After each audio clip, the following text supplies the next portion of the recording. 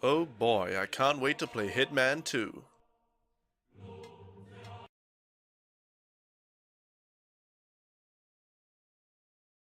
Well, this game was fun. On to the next one. Kingdom Barks is a crossover between Disney and Square. Disney were the developers of the games. They incorporated characters from Square's games such as Final Fantasy X, Final Fantasy VIII, and Final Fantasy X. Kingdom Barks is the heartfelt tale of Sora, who lost his dog, Pluto. Throughout the journey, Sora almost finds Pluto, but Pluto is always being taken one step further away from him. Along the way, he meets his friends, Clayton, Hades, Captain Jack Sparrow, and many others. In order to find Pluto, Sora must first find King Mickey, who is hiding behind a ginormous door that requires 2 keys to open. Luckily, the first key was in Sora's hand the whole time, and King Mickey has the second one. With the help of the only black man in the game, Sora manages to open the door and free King Mickey so that Mickey may help Sora find Pluto. As Sora journeys through the world, he must defeat all the evil oppressors of Pluto, such as Winnie the Pooh, Hercules, Jasmine, and Pinocchio. Sora faces many trials in his quest to save his pet dog Pluto. 2 of the most terrifying of these trials were taming a dragon and fighting a ghost. Sora's closest ally throughout this adventure is Rikimaru, who, wielding his ninja blade, manages to fight off Donald and Goofy and help Sora in the final part of his journey. In the end, Sora is reunited with Pluto, and they all lived happily ever after. Oh boy, I can't wait to play Hitman Contracts.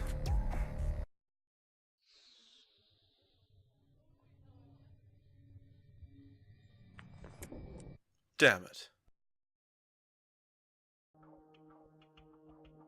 He's got airborne. He's gonna second to airborne, isn't he? You know what? Oh, he's got 2 things. Shit. We have to use that. I hate to use that right now, but he's just gonna second to airborne and one-shot me. Like, he's gonna get 84 damage on 1 airborne. Oh, watch him, watch him. Watch him buff this airborne. Watch him buff the shit out of this airborne. Ha ha! Bye bye! Nice airborne, 73 damage! Oh! Sorry! Terribly sorry. Oh, so sorry. Not sorry. Not sorry though. So sorry, but I'm not sorry. Oh god. Ha ha! Yes! Ha ha ha ha ha! You just fuck this! Concede. That's it. Ha ha! Yes. Oh man. Where am I from? I am from New Zealand. Little old country down on the bottom of the earth. We have to have everything tied down here, or we call it tied up, because since the earth is a sphere and gravity pulls down, I'll do a diagram for you guys. Let me dig in. Let me make myself safe. I'll explain this to you guys, because I know a lot of people in the northern hemisphere don't really understand, you know, our sort of special requirements. Let me open up Paint and I'll show you guys. So, the Earth is a sphere. Let's see here. This is a little science lesson for you guys. The Earth is a sphere. And you have the North Pole, it's all cold, and the South Pole. And you have, you know, America and Canada and stuff, which are kind of like that. So they're kind of on the top. So you're fine up there. And you have, like, Europe. Is Europe over here? It's kind of a massive place. And then, you know, there's other places over here. I don't know how the Earth looks. Whatever. But New Zealand is way down here, with this tiny little island down here. Well, 2 islands. And then there's like Australia is there. So this is New Zealand right here. Since we're on the bottom of the Earth, you know, gravity is pulling down, we would just fall off the Earth. We would literally just fall off the Earth if we didn't. So we tie everything down. And we have, like, rooms built. Like, I'm in my bedroom and it looks all normal. But this whole room is upside down and the roof is, like, tied to the ground. So the roof is, it's like a normal room. Like, I've got everything on the ground, or the floor. But the floor is, like so is, like, you know, a stick, a rope.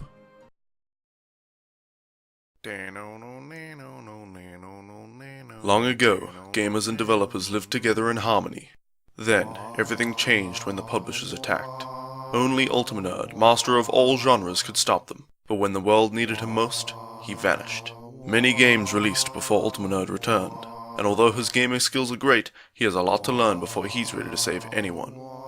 But I believe Ultimanerd can save the world.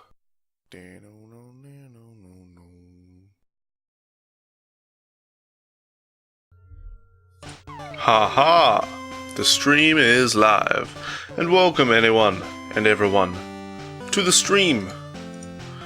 Today we are continuing Pokémarathon Classic, and apparently I forgot to fix something quickly. This should do it. There we go. I was doing some fiddling yesterday with the capture card stuff, and forgot to reset my settings, but all is well.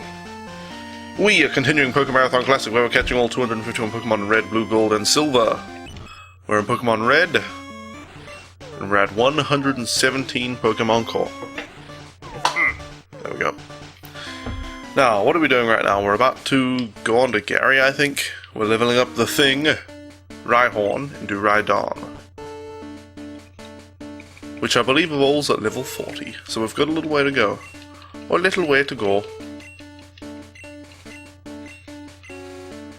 Alright, this morning I'm a little bit unorganized. Don't really know why, things just kind of slipped my mind. But I think all will be well. Alright, Gary, let's see what you've got. Let's see how they fare. Flamethrower should do pretty well against you.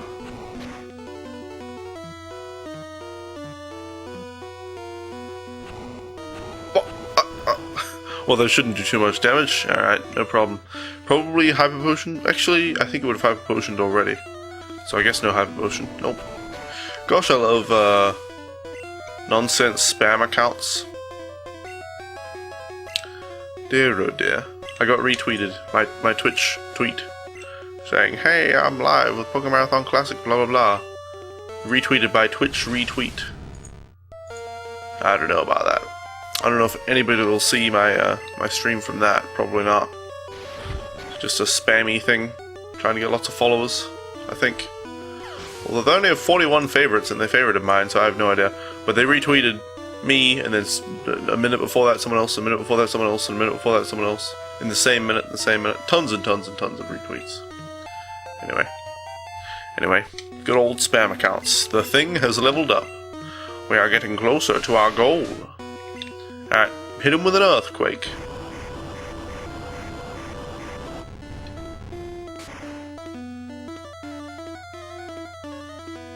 Thank you. Easy peasy.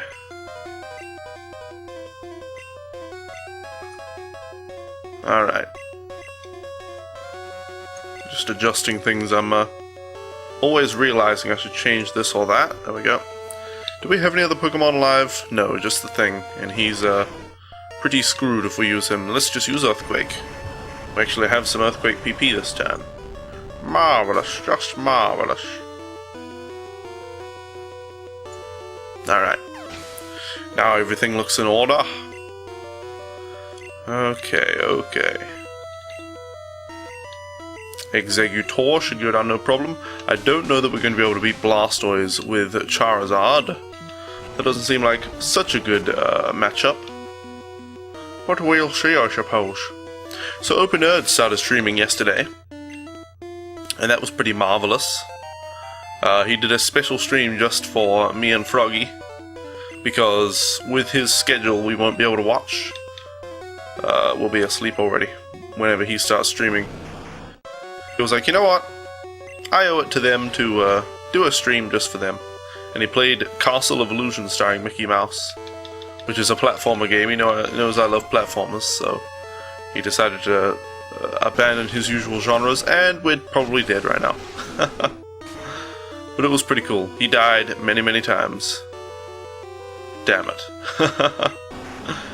We got wrecked. Alright, the Thing stands no chance against Blastoise. No chance. Horn attack! And dead. And and dead. Rip. Yep. Alright. It's not so bad. It's not so bad. It's not so bad. Alright. Yeah, speaking of that that Twitch retweeter thing, I was like, oh well, they don't have that many favorites, and they favorited mine. I wonder what that means. I just checked, and they just started favoriting tweets along with retweeting them just today. So, oh, I forgot to get rid of Big G. I was thinking, do we have an extra Pokemon in our team or something? What's that doing there? But I didn't think that much of it until right now. I'm like, oh crap, we don't want him sucking up the XP, the bastard. So we'll be suiciding him right away. Marowak. Hey Devlin, quit getting wrecked. No, I live to be wrecked.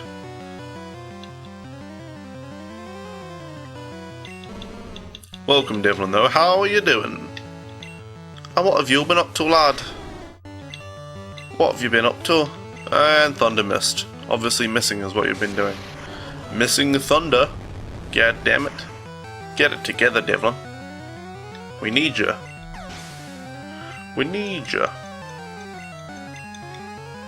Alright, I just remembered I didn't hit the capture button on my capture software, so I'm not capturing this footage. What if I need it? What if I need it for a video? Yeah, I haven't used most of the footage I've gotten over the last week or so, because it's just grinding against the Elite Four leveling Pokemon up. Evolving things. Come on, come on. Alright, Slowbro. Hit him with Thunder! Nope. Water Gun shouldn't do too much, like 20 damage, not even that. Thunder! Alright. Alright, alright, alright, alright, alright. Another one down. What else do we have? What else? What else?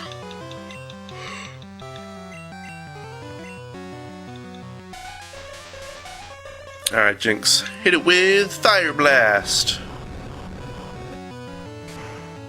Alright!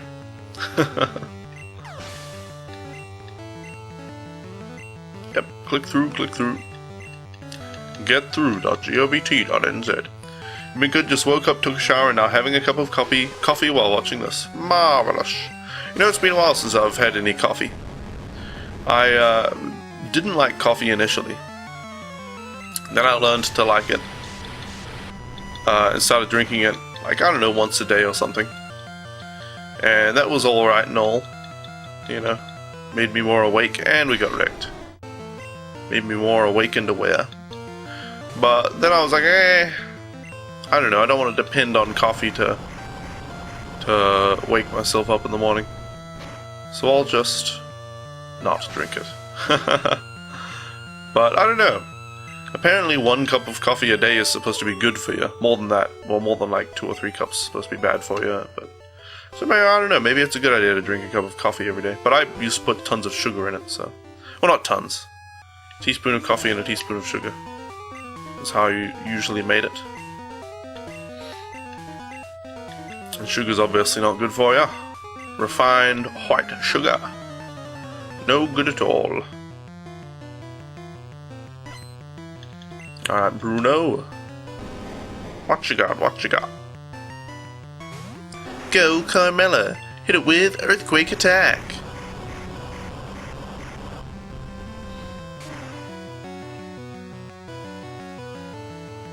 Alright. What do we see? What do we see? So, I went to the Pokemon subreddit yesterday.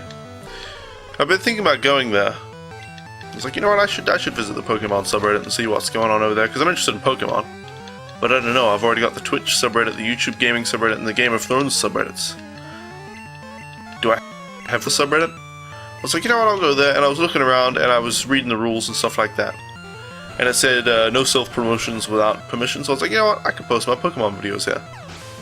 And I asked for permission, and they were like, you've never posted anything here before, so you should probably hang around the subreddit for a while first, and then we'll let you post your thing that you want to post. I was like, oh, okay. So I was like, you know, do I want to hang out in the Pokemon subreddit? I don't know. But I was there this morning and I was looking around at stuff, getting an idea of what people post there and all that. Devlin is larger than Carmella? Absolutely. Absolutely. And then I decided to post there. I made a post, just posted my 3DS XL with the vinyl on it. Not a very complicated post. Just a cute little post of some vinyl on me 3DS. Yes. Because quite a while ago now, it's been like, I don't know, a year or something. I went to my dad's workshop. He's an artist, makes vinyl and airbrush work, stuff like that. And I just brought an image and imported it into his computer and, you know, into the cutter program, and then cut it out in some vinyl. And put that vinyl on my 3DS XL. So it's got Pokemon silhouettes on it. The silhouettes of Squirtle, Charmander, and Bulbasaur on it. So I think that's pretty cool. So I was like, you know what, I'll post that. I'll post that.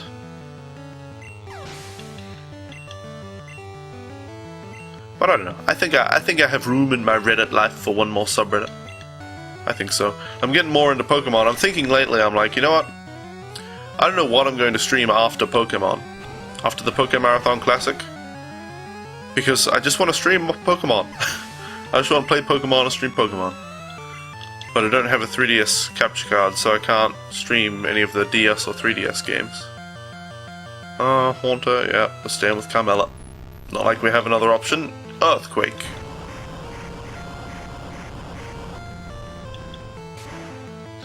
Yeah, I don't know. Much as I want to play other games, like Kingdom Hearts, like, I don't know, the Crash Bandicoot series and the Spyro series.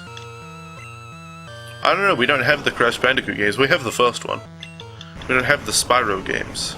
I just want to play all these old games these days. There aren't many new games that I really want to play or that are worth the money.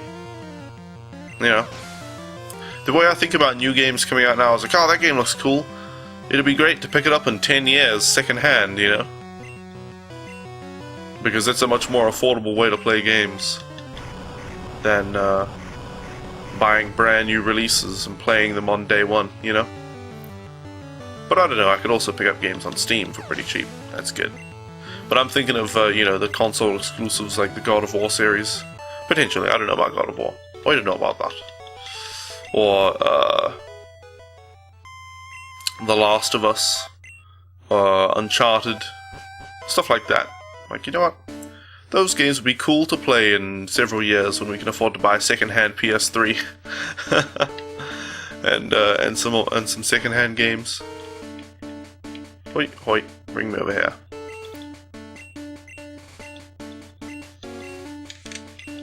I need some water. My throat, I say.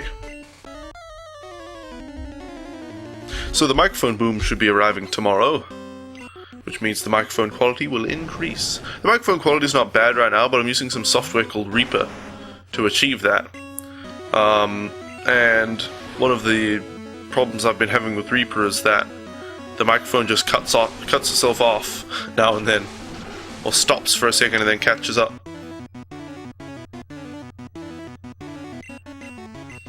And I have no idea why it's doing that.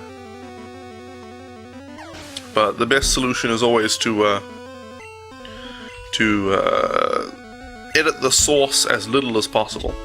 Best Buy called you saying they're going to try to hire you. You're excited they pay really well. I'm glad, Super Devlin. Congrats. And good luck. I hope you get the job. Yeah, you want to edit the source as little as possible. So having, you know, taking okay mic quality and then trying to edit it in software to be better is never going to be as good as taking good mic quality from the get-go. So getting a mic boom, put the microphone right up close to my face. You know, I might be able to go on Amazon right now and see the order status. You know, it gets shipped. Your orders. What are you talking about? What are you talking about? Stupid Amazon. Alright, Aerodactyl. Let's hit it with Flamethrower.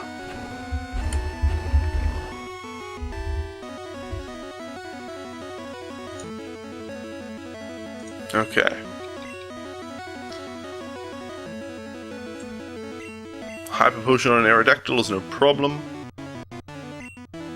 Thank you. Oh yeah.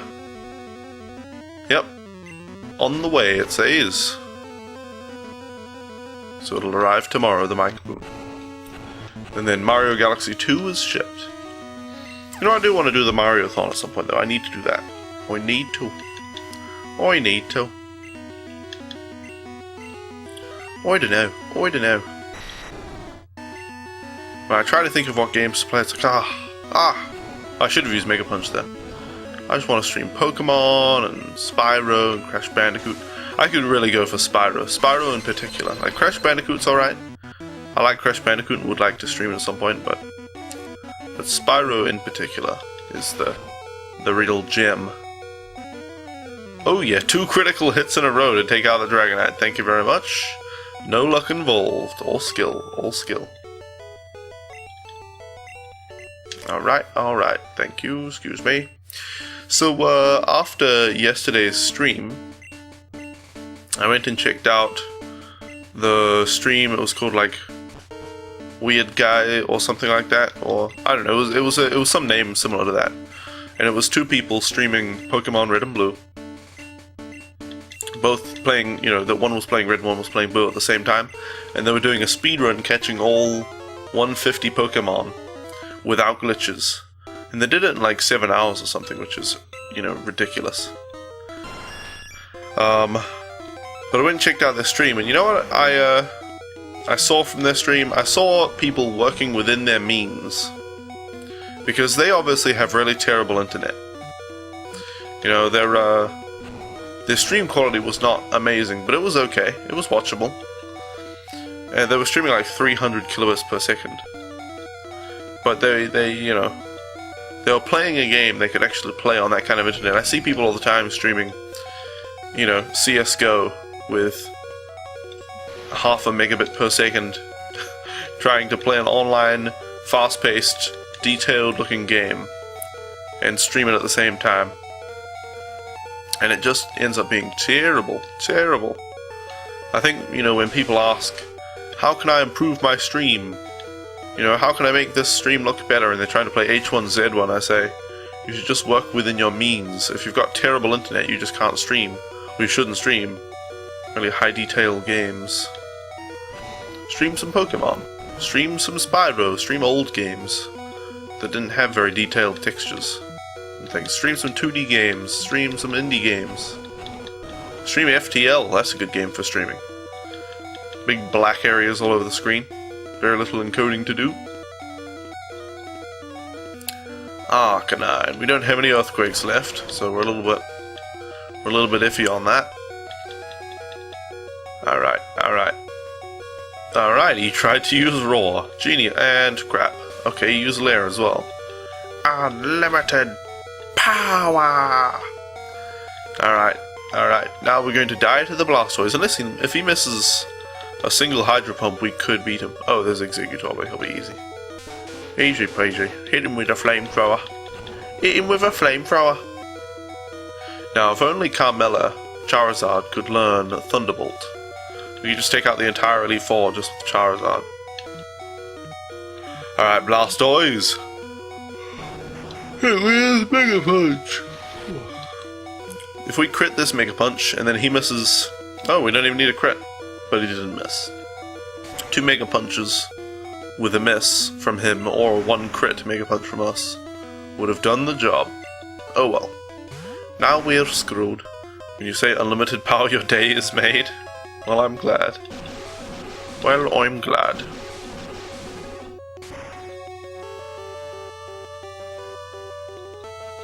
Alright, alright. Come on, click through, click through.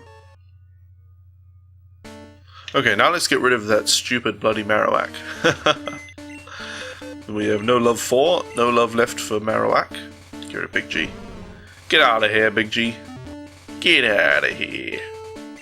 Alright, Devlin can be in front. Now we're evolving the Rhyhorn. He's halfway there. Oh dear, totally not tired. So not tired. I'm the opposite of tired. Maybe I should drink coffee. No. No. I don't need drugs to get me through the day. As if coffee's some kind of hard drug, hardcore. I'm hardcore. I drink coffee. Oh, better not mess with this guy. Hit it with thunder. Damn it. Damn it. Hit it with thunder. Alright. That should one-shot, right? Okay, thank you. Once more, the Sith will rule the galaxy. Alright, Cloister. Hit him with thunder. Easy peasy, another one down. He didn't try to use his damn clamp move or whatever it is. Or whatever it is. Alright, slow bro. Alright. Hit him with thunder.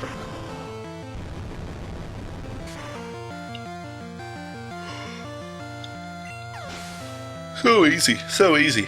Not even in danger of Devlin dying at all. Well, we wouldn't be if we had bloody Thunderbolt instead of Thunder, but oh well. We have what we have and we use what we can. Fire Blast.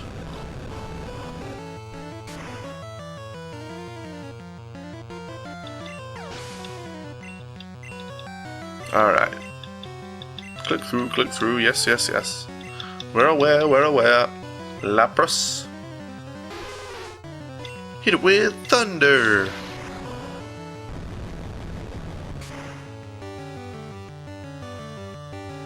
Oh, come on. Please hit again. Oh, no. Oh. Goodness gracious.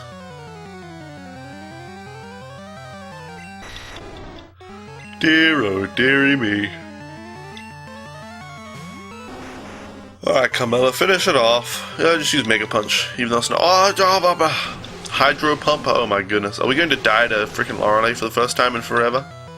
For the first time in forever, we're going to lose to Lorelei. Never mind, we didn't. We beat her. I apologize for the singing. Yes.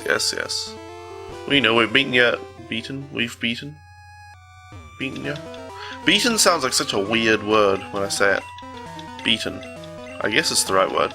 We've beaten you 1,000,000 times, Lorelei. Maybe even a squillion times. Alright, Onyx. He's got no chance. Hit it with Earthquake Attack.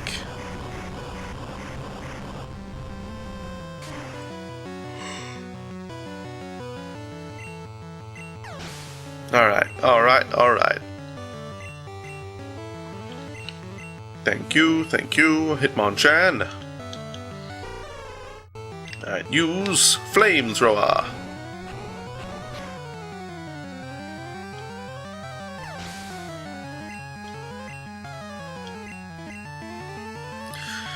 You know, with being retweeted and favorited by this Twitch retweet Twitter account, I got reminded of some people I knew. Well, and still know, I guess. But it's been a while since I've seen this happen. But I used to see them, whenever they tweeted that they were streaming, they would do like @Twitch retweet, @Twitch follower something, you know, all these just automatic Twitch retweet things that nobody actually legitimately follows and looks at the retweets of. Nobody gets any viewers from retweeting from tweeting at those things. Ugh. Oh.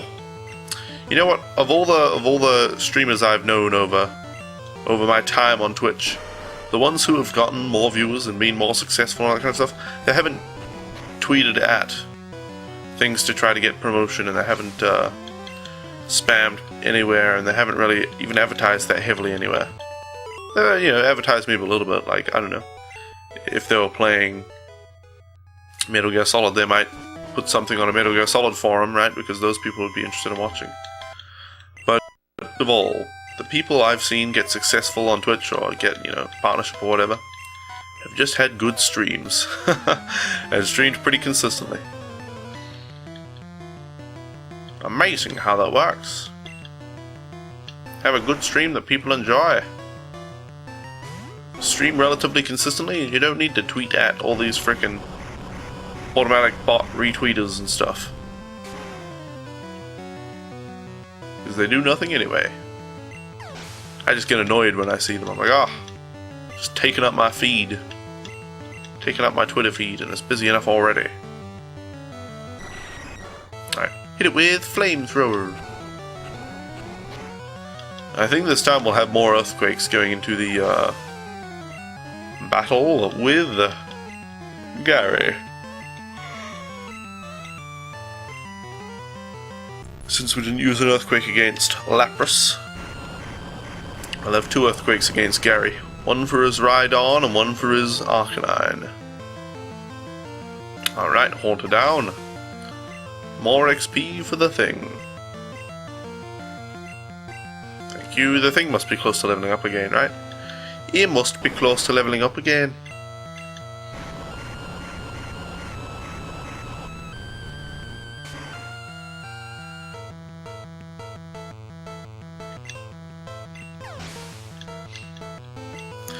Metal Gear Solid 5 looks pretty cool. Metal Gear Solid 5, The Phantom Pain. I've been seeing a few people do videos on that and all that, you know. Jim Sterling did one, and all he was trying to do the entire time was attach these parachute things to everything and shoot them off up into the sky. I guess they go to like your base or something. But yeah, apparently you can get like a skill to pick up cars with your parachutes. Take a whole car to your base and use it as one of your things. Thank you, thank you. You know what I've been wondering about lately? Green Man Gaming. Been trying to figure out whether that's a good website or not. Whether they, you know, do the age-old buy games in cheap markets and then resell them in expensive markets, which is bad, in case you're unaware. That screws over cheap markets. I'll explain more in a minute. Or whether they actually get keys from developers in bulk and then resell them at a slightly lower price, you know, than the individual price, to give people cheaper prices and still make a profit. I don't know. You discovered the perfect way to settle a dispute? What's that, Devlin? But yeah, the reason places like G2A and Kinguin screw people in poor countries is because games aren't sold for the same price in all countries. They're sold at prices that the people in those countries can afford. So if you're in a really, really crappy place, or well, not necessarily crappy, but just very poor, a steel cage match can settle any dispute. Excellent. If you're in a country that's very poor, and you know the people in that country are struggling day to day and can barely afford to put food on the table, obviously you're not going to be able to afford to put $60 into a video game. So games in those countries, you know, publishers still want to sell in those countries. Games in those countries are sold much more cheaply. So places like G2A buy tons of keys over in those countries and then resell them in the West, in richer countries. But this basically discourages publishers from selling cheaply in those cheaper countries, because they'll lose sales in the richer countries by doing so. So publishers are either left with the option of letting those grey market key resellers exist and, you know, screwing the publisher's bottom line and the developer's bottom line, or increasing their prices in poor countries, which means basically the people in those countries won't be able to buy new video games. which also affects their bottom line a little bit, but they don't make that much money in poor countries, obviously, because they sell at low prices. So it's, yeah, I don't know. It sucks. It sucks. So I'm figuring out if Green Man Gaming is like that. So far, I've just seen people say, ah, yep, that's what Green Man Gaming do. Don't buy from them, so. But I'm still doing a bit of Googling, because some, well, I've heard some people say that they're good, some people say that they're bad, so, you know, I've got to investigate it a bit more before I make a judgment. Yes, click through. Getthrough.govt.nz. Used to have that ad all the time in New Zealand. In New Zealand, there's a reasonable danger of earthquakes. There are plenty of earthquakes in New Zealand, but most of them are really harmless. You know, they're just little shakes. You know, if you have things, wobbly things already, they'll wobble around a bit. You know, that's about it. A couple of things might fall over, just little things. Many times a year. But very rarely is there actually a big earthquake. But in case there is a huge earthquake or a big flood or something like that, because there is flooding in New Zealand as well, there were these ads on TV, advertising website called getthrough.govt.nz, which is obviously a government-run website, which is a collection of a lot of tips and strategies to use if you're stuck in, you know, in an earthquake or in a flood or something like that, and how to be prepared for it. It's just drilled into my mind. Drilled into my mind, I say. Maybe those ads should have said, well, they said specific things that you should get, like enough water for a couple of weeks, and a flashlight with some batteries, you know, sleeping bag, stuff like that. Just stuff that you'll need in case of an earthquake, a very bad earthquake, or a flood. A thermal blanket is always a good idea. Which, in case you don't know, a thermal blanket is all, it's made of metal, I guess. It's flexible like foil. But I suppose it's made of metal. And it's made to stop radiant heat energy from escaping, so you put it over yourself, and all your heat will be contained inside this blanket. Or most of it, anyway. So it works a lot better than a normal blanket, but it's also more expensive and everything. You want to be where the people are? I want to be where the people are. I want to see them dancing. Gosh, we should watch that movie again, Froggy and I. The Little Mermaid. 'Tis a grand movie, and Mulan and Pocahontas. Ooh, those are all very good Disney movies. He's used with draw, so we'd be better off with earthquake, but we're out of PP for that, so Mega Punch it is. Nope. Damn it. Eternally defeated by this Blastoise. We've already beaten the Elite Four, so it's not a big deal. We're just leveling up the thing right now to evolve into a Rhydon. The little Blastoise, yep, the little Blastoise that could. He just wipes out my team every time. Every time. Do. So I was googling, what are they called? Mythical Pokemon? They're different to legendary Pokemon, mythical Pokemon, because they're basically event-only, is what people call event-only Pokemon. Mythical Pokemon are just Pokemon that you can't get in any of the main series games. Pokemon like Mew, Celebi, Jirachi, and others. So you normally have to go to an event and get it, or get it online through an event, you know. Reason you're losing because you don't have the power of friendship. Yep, we've just got to believe in ourselves. We can do it as a team. But I was looking about these mythical Pokemon, and I've already got a Celebi because Nintendo of Europe. I have a European 3DS because I'm from New Zealand. That's the same region, New Zealand, Australia, and Europe. They'll get the same stuff. So I got a Celebi from one of those events already. That's good. But I'll need Pokemon like Jirachi, Mew, and all that. and I was looking up, and you know, they don't have events very often. I think that something I read said the last time they had a Jirachi event was in hey Chill Dozzy, welcome. Straya. In Straya, mate. The last time they had a Jirachi event was in 2010, apparently. So, but I read that you can get Jirachi from like Pokemon Colosseum on the GameCube, and then you can trade it over to your third generation game like Ruby Sapphire, Fire Red Leaf Green, or Emerald, and then trade it forward from there. So that's interesting. Maybe at the end of the actual Pokémarathon, where I catch all of the Pokemon across the modern game, I'll have to get Pokemon Colosseum just to get Jirachi. Ah, come on. Oh, come on. Please survive this blizzard. I know you can do it, Devlin. You can survive one blizzard, right?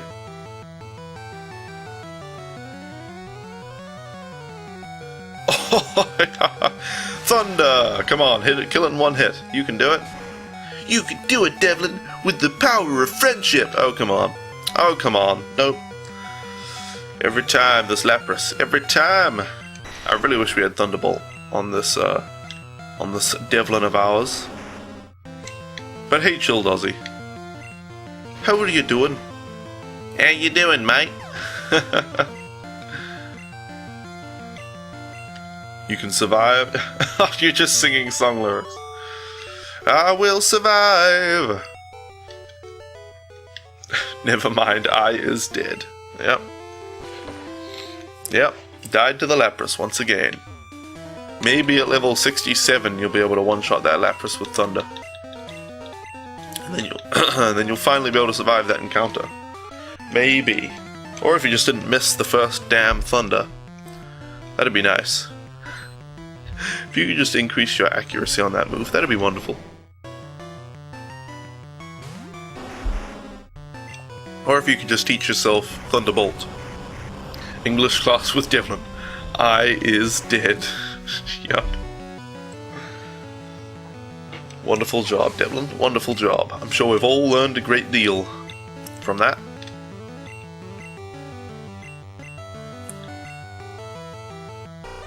You know what I was just reminded of? I looked at Chill Dozzy's name there again and was thinking about Australia and all that. And then I thought of this TV show. I think it was called Kath and Kim. And it's hilarious. I used to watch it all the time with my family. It was like a family thing that we watched that show together. It was about a woman named Kath and her daughter named Kim. And Kath was like in her 50s or something, I guess, and Kim was like in her 20s. Something like that, maybe 40s and 20s, I don't know. But they were really, really over the top with their heavy, heavy Australian accents. And they were like, you know... Anyway, something they always said, Kath always said to Kim, was, "Look at my Kim, look at my, look at my, look at my, look at my, look at my."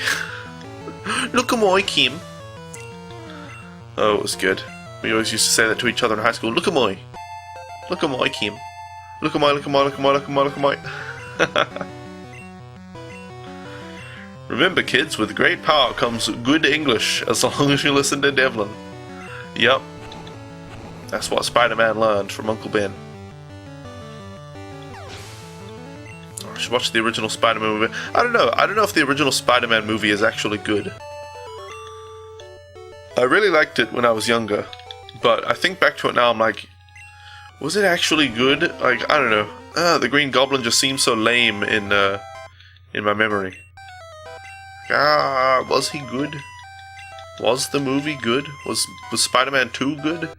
Especially Spider-Man 2, because that was like starring the Green Goblin. I don't know. I just don't know.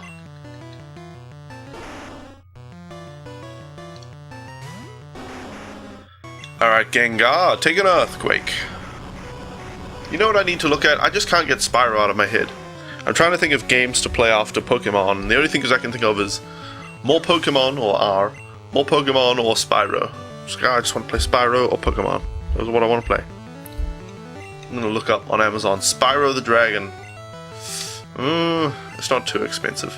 Spider-Man was a classic. It wasn't good, but people still like it. I see. That sounds about accurate. Let's see. Let's see. Game disc with manual only, no back insert, few faint scratches. Looks like I could get it for $23 or something, including shipping, but that'd be probably just the disc. Hit it with an earthquake. Maybe we could get Spyro. But if I stream Spyro, I want to stream all 3 Spyro games. All 3 good Spyro games anyway. All the ones after the first 3 were bloody terrible. I actually played a bit of the first PS2 Spyro game, because I was like, holy crap, there's a PS2 Spyro game? I had no idea. I had no idea because it was terrible, and people didn't publicize it much because it was terrible. But there was a PS2 Spyro game. There were actually 2, I think. Maybe more. But it was so bad. You know, in the original Spyro 3 game, the original 3 games, you go into, you know, you have a hub world, okay? You have a hub world, and you go around the hub world, and the hub world is a level itself. And then within the hub world, you know, there are gems to collect and everything.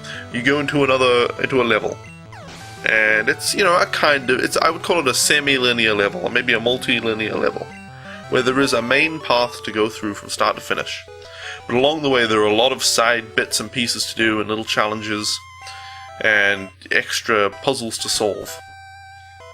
And, you know, you can just run through it and get the main stuff and finish the game, or you can be like me, and you can go back through every single level and troll through looking for every single gem you can. Or even, you know, I did them as I went along, right? Never leave a level until I've got every gem. And 100% the game. I don't know, I love games like that. Sort of like Pokemon as well. I think just games are very well designed when anyone can play them, from a complete noob who's never played a game before. You can learn the game and play through it and it's not too hard, to, you know, MLG Pro. Not that I'm MLG Pro, I'm just like a completionist. I love to complete games, 100% of them. But to a pretty pro player who wants to go through and 100% everything and find all the extra challenges and spend like a decent amount of time on each thing trying to be the best. And then all the way up to a speedrunner. You know, the games have enough challenge and enough fun that they're worth speedrunning. I don't know, that's why I think Pokemon is a really well designed game. My Spyro was also. The first 3 games are all very, very good. That's something I'm keeping in mind a lot. I've got it written on my whiteboard here for the game I'm designing at the moment. That it has to be, you have to be able to play through it, even if you suck. I want you to be able to play through the game and get through it and beat the main quest and, you know, save the world or whatever it is. But if you really want to, you can find all the extra challenges and do all the extra difficult stuff. Optional difficulty, you know? That's what I like. That's what I like. That's why I think a game like Dark Souls is a good game, but it's only for a specific set of people who really want that hardcore challenge. I think that's a poor design choice. They could have made Dark Souls, you know, I don't know. It's like with Dark Souls, they specifically made the game just to be really, really difficult. Kind of like I Want to Be the Boshi or Super Meat Boy, and there is room for those types of games. I guess I just don't like those types of games for the most part.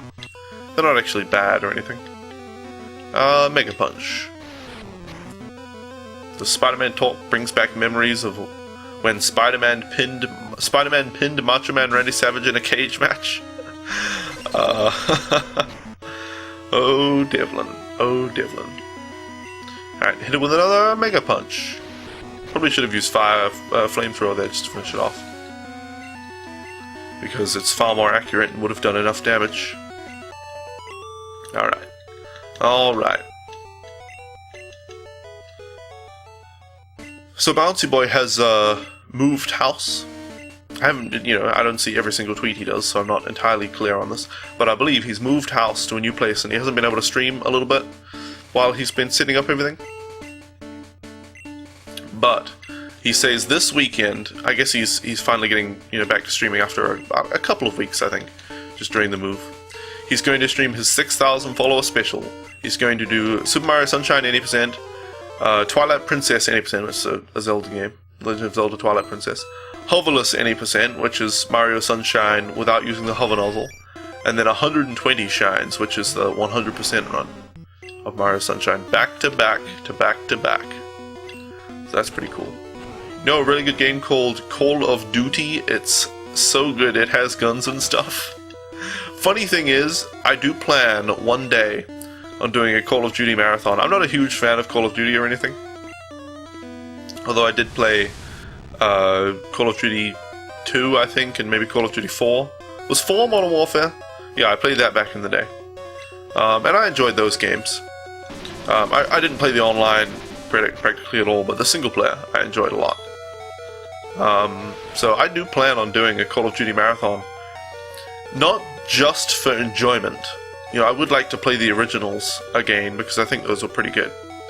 But I don't know about the new ones. You know, people hate on the newer Call of Duties.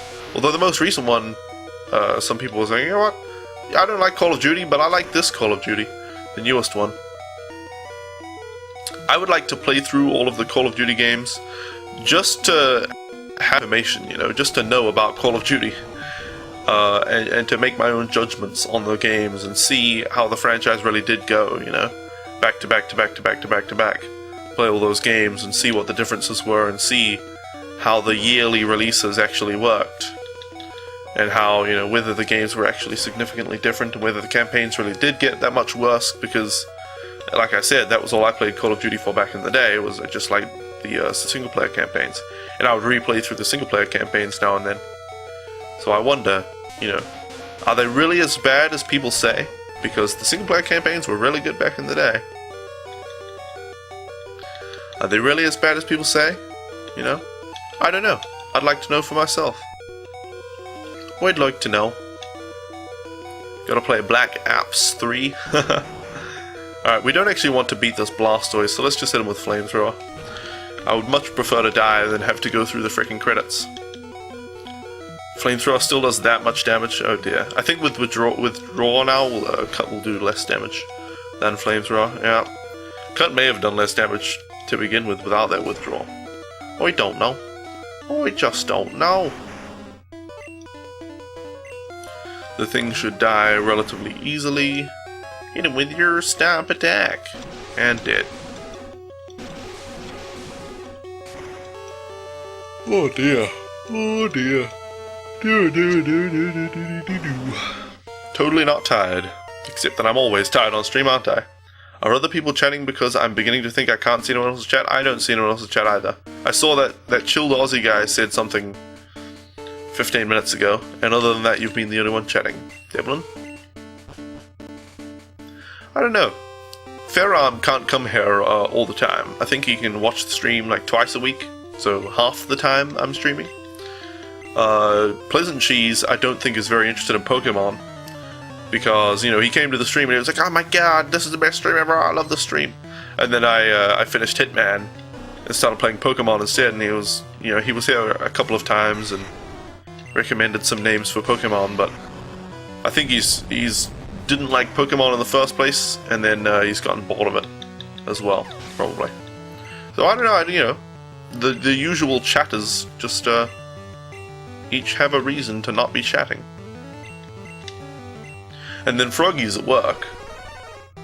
You know, Opie Nerd is at work, I think, as well. Let's think. Or maybe he's asleep. I don't know what time it is where he is. Would it only be 7 AM where he is or something? I have no idea. Diddy, what time zone is he in?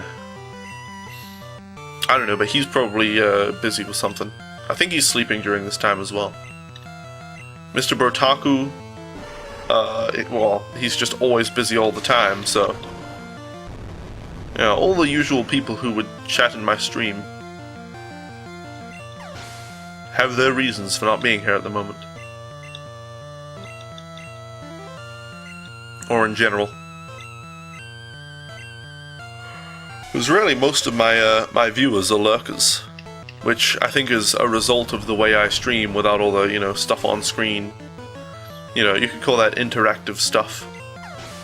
Tip alerts and scrollers and follower alerts and scrollers and a webcam. Even a webcam contributes to getting people to chat, I think. You and I finally have the same time zone. Yes, indeed. Yes, indeed. Which begs the question, why are you up at like 4 a.m. all the time? Oh wait, when do I start streaming? 6 a.m., don't I? 6 a.m. is not so early. I was thinking of when I get up, which is 3 a.m. Do I get up at 3? I think I do. Yeah, I do. I don't pay too much attention to time usually. Time and date. Time to get a watch. Haha. Kind of is time to get a watch. At some point I'll get a watch. I don't know, wearing a watch while using the computer though is just uncomfortable. Maybe I should use my pocket watch. I have a pretty cool pocket watch that my mother and stepfather got me when they were in Australia. They picked it up.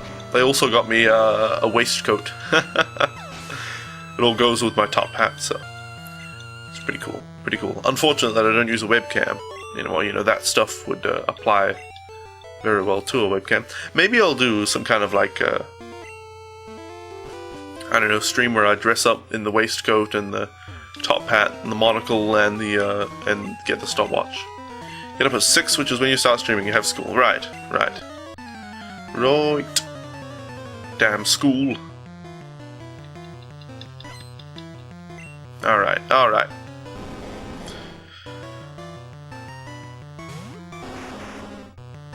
By the way, after much consideration yesterday, and I talked it over more with Froggy a bit, I'm going to be doing that follower thing I said.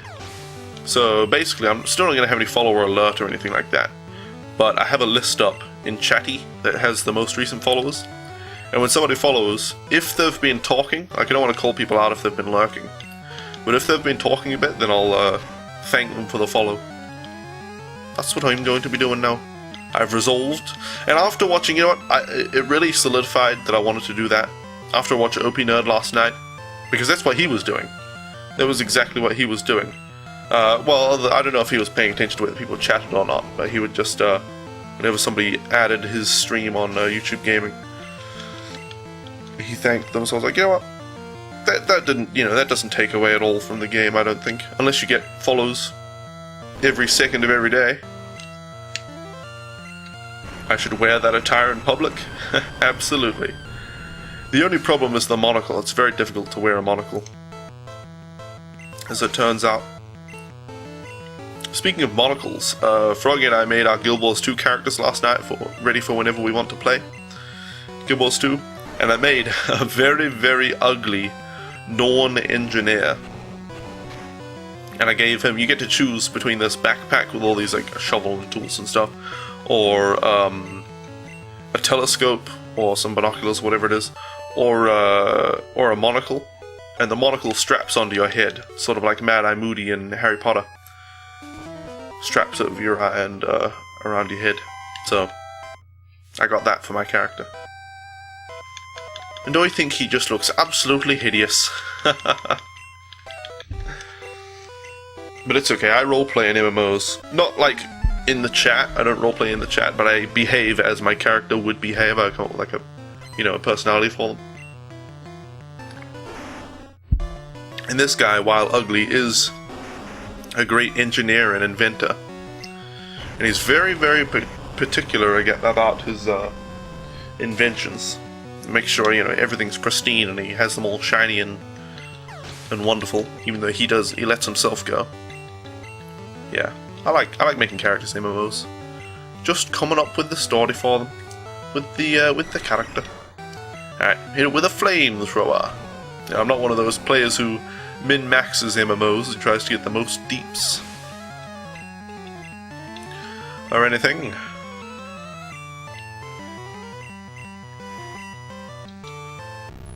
Alright, Hunter. You know what I'm waiting for? I'm waiting for the confusion when a game comes out on PC and it runs like shit for people. And they're like, but I have an i7 5930K CPU and I have quad Titan X's for my graphics cards. Why is this game running like shit? I mean, it looks good regardless. I'm only playing on medium settings and it looks good, but I have the best hardware on the market. I should be able to play this at max, at 144 FPS. And then they realize it's the new Crysis. You know, people complain initially because like, this game runs like shit on all my new hardware, why is that? And then they realize it's the new Crysis, where when Crysis released, practically no one could play that game at max settings. But the game still looked really good if you played it at medium settings. You know, the most the hardware of the time could support. And then a year or two later, when people started to get better hardware, they could play the game at max settings, and it looked even better. You know, the game scaled with time a little bit. I wonder when the next Crysis will come out, the next, you know, game that scales with time and is too good for its time as far as graphics go. And so, you know, only hits its full potential a couple of years later. Am I going to stream ESO again sometime? Probably not. I really like ESO, but Froggy and I are playing it together, and we don't really want to stream together. I don't like the idea of doing a dual stream. We might do it one day, you know, but in general, streaming with someone else I don't like, because it's hard to pay attention to chat and talk to that person at the same time, so you either have to, like, ignore chat a bit, or, you know, cut that person off to try to talk to your own chat, things like that. I don't know, if we were in just one stream though, like if we were both playing but it was only in my stream or something, then it might be okay. But I don't know, it's like, hey, if I stream something, ESO just doesn't fit the format of the games I want to stream. You know, if I streamed ESO, I would want to stream a complete playthrough of the quests from level 1 to level 60, you know, all the way through. Whereas, you know, I don't want to do that, you know? It's like I want to play that, but I don't want to stream that. Because, yeah, if I streamed ESO, that's what I would want to do, and that would just take forever. And I want to do Pokemon and Spyro and all that kind of stuff. So there's just no room for ESO, because it's such a huge game. Well, it would be if I streamed it, you know. It would take forever. It would take absolutely forever.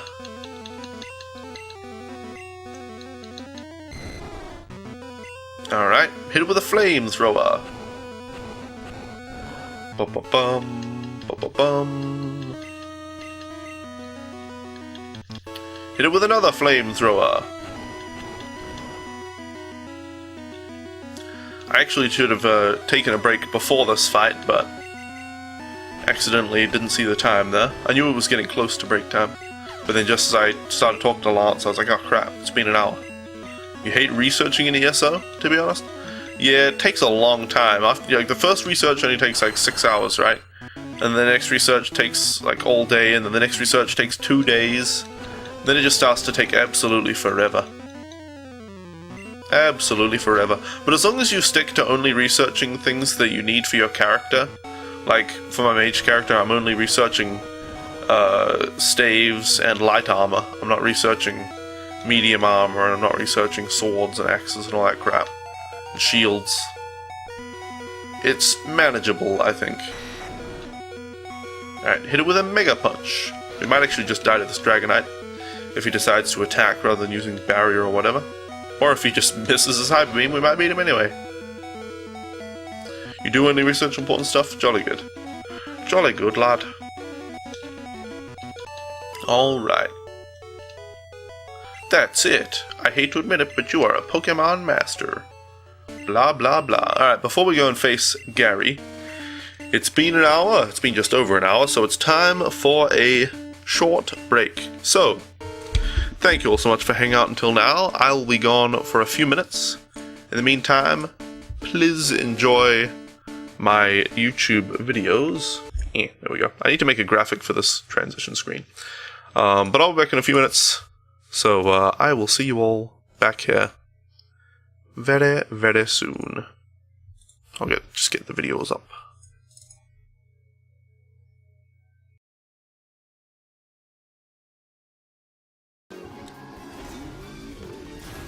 Ah.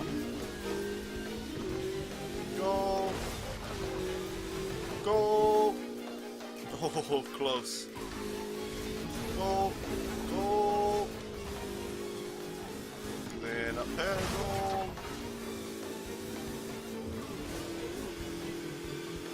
I normally go on the left side of this, so I wonder if it's different on the right. It all kind of is. Kind of is. Ooh, a nice jump there. Ooh, the same kind of jump there. Grinding. This is actually Tony Hawk's Pro Driver 2. Damn. Where am I from? I am from New Zealand. Little old country down on the bottom of the earth.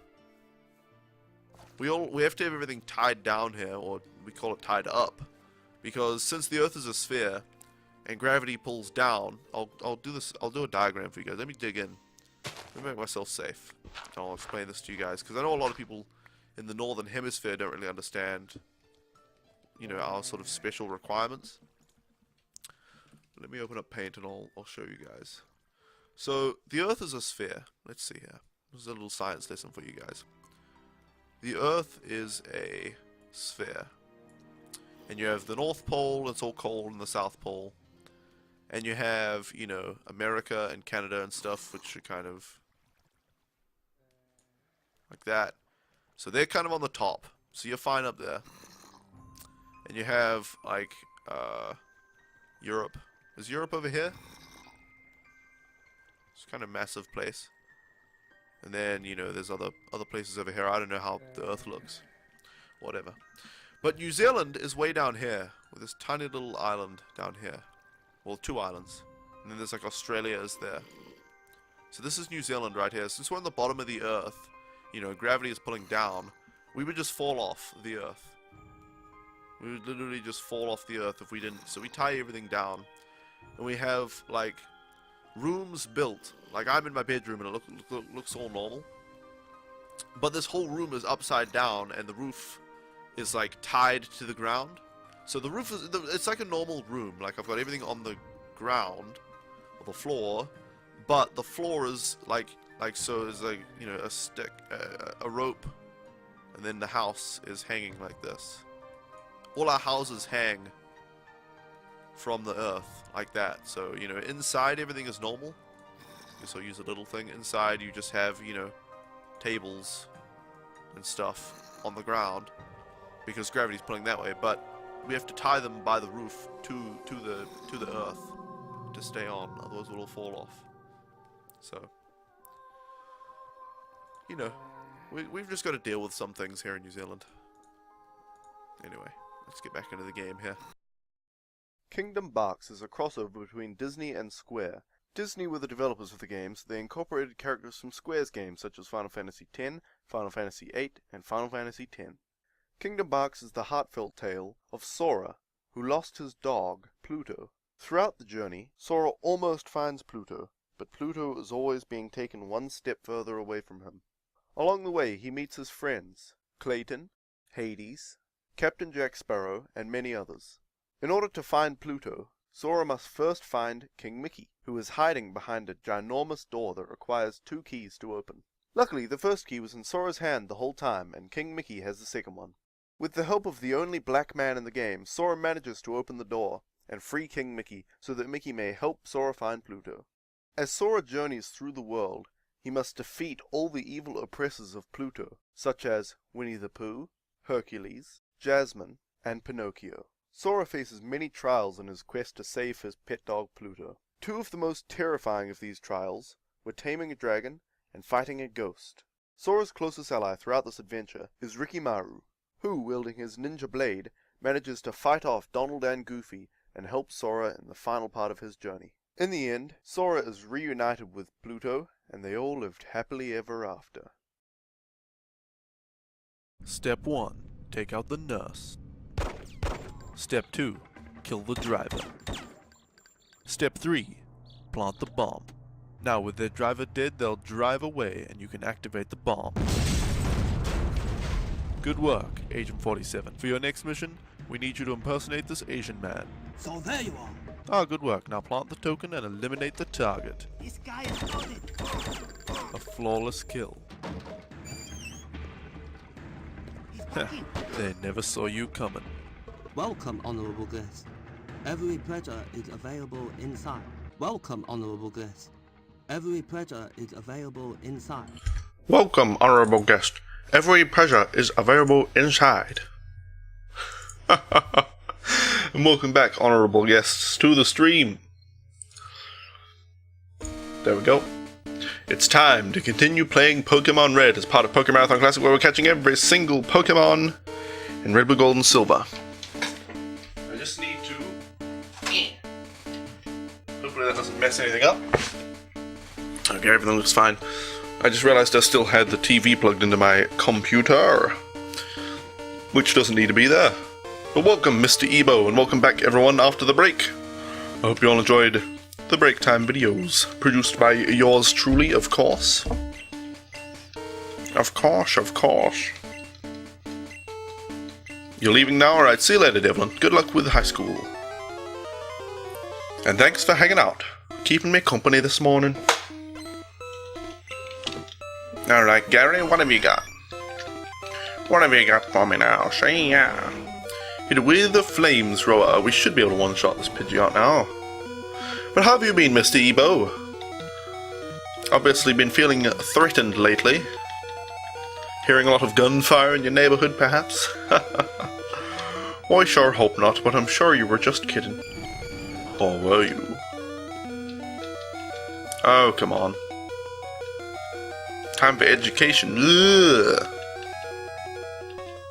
Who wants to be edumacated anyway? I don't need none of that edumacation. Alright, hit him with a stomp. We can do it, the thing. Or maybe we can't. Much Metal Gear? Oh, I see. Nice. You did say you played 17 hours of it yesterday, didn't you? Good gravy, mate. Well, you must be enjoying it if you're playing it that much. That's a good thing. We're level 36 with the thing. He's almost full. Almost. Yes, yes, click through, click through.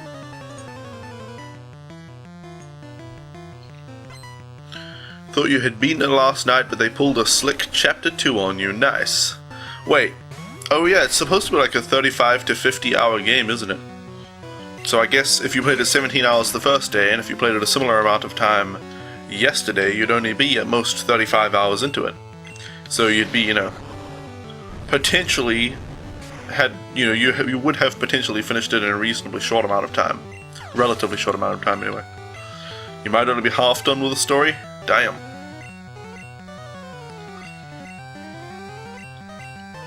Well, as long as it doesn't drag on or anything. Although, with it being Hideo Kojima's last Metal Gear game, I guess for Metal Gear fans it should drag on a bit. Not drag on so much as cover all the bases. And tie up some loose ends, I guess. I hope so, anyway.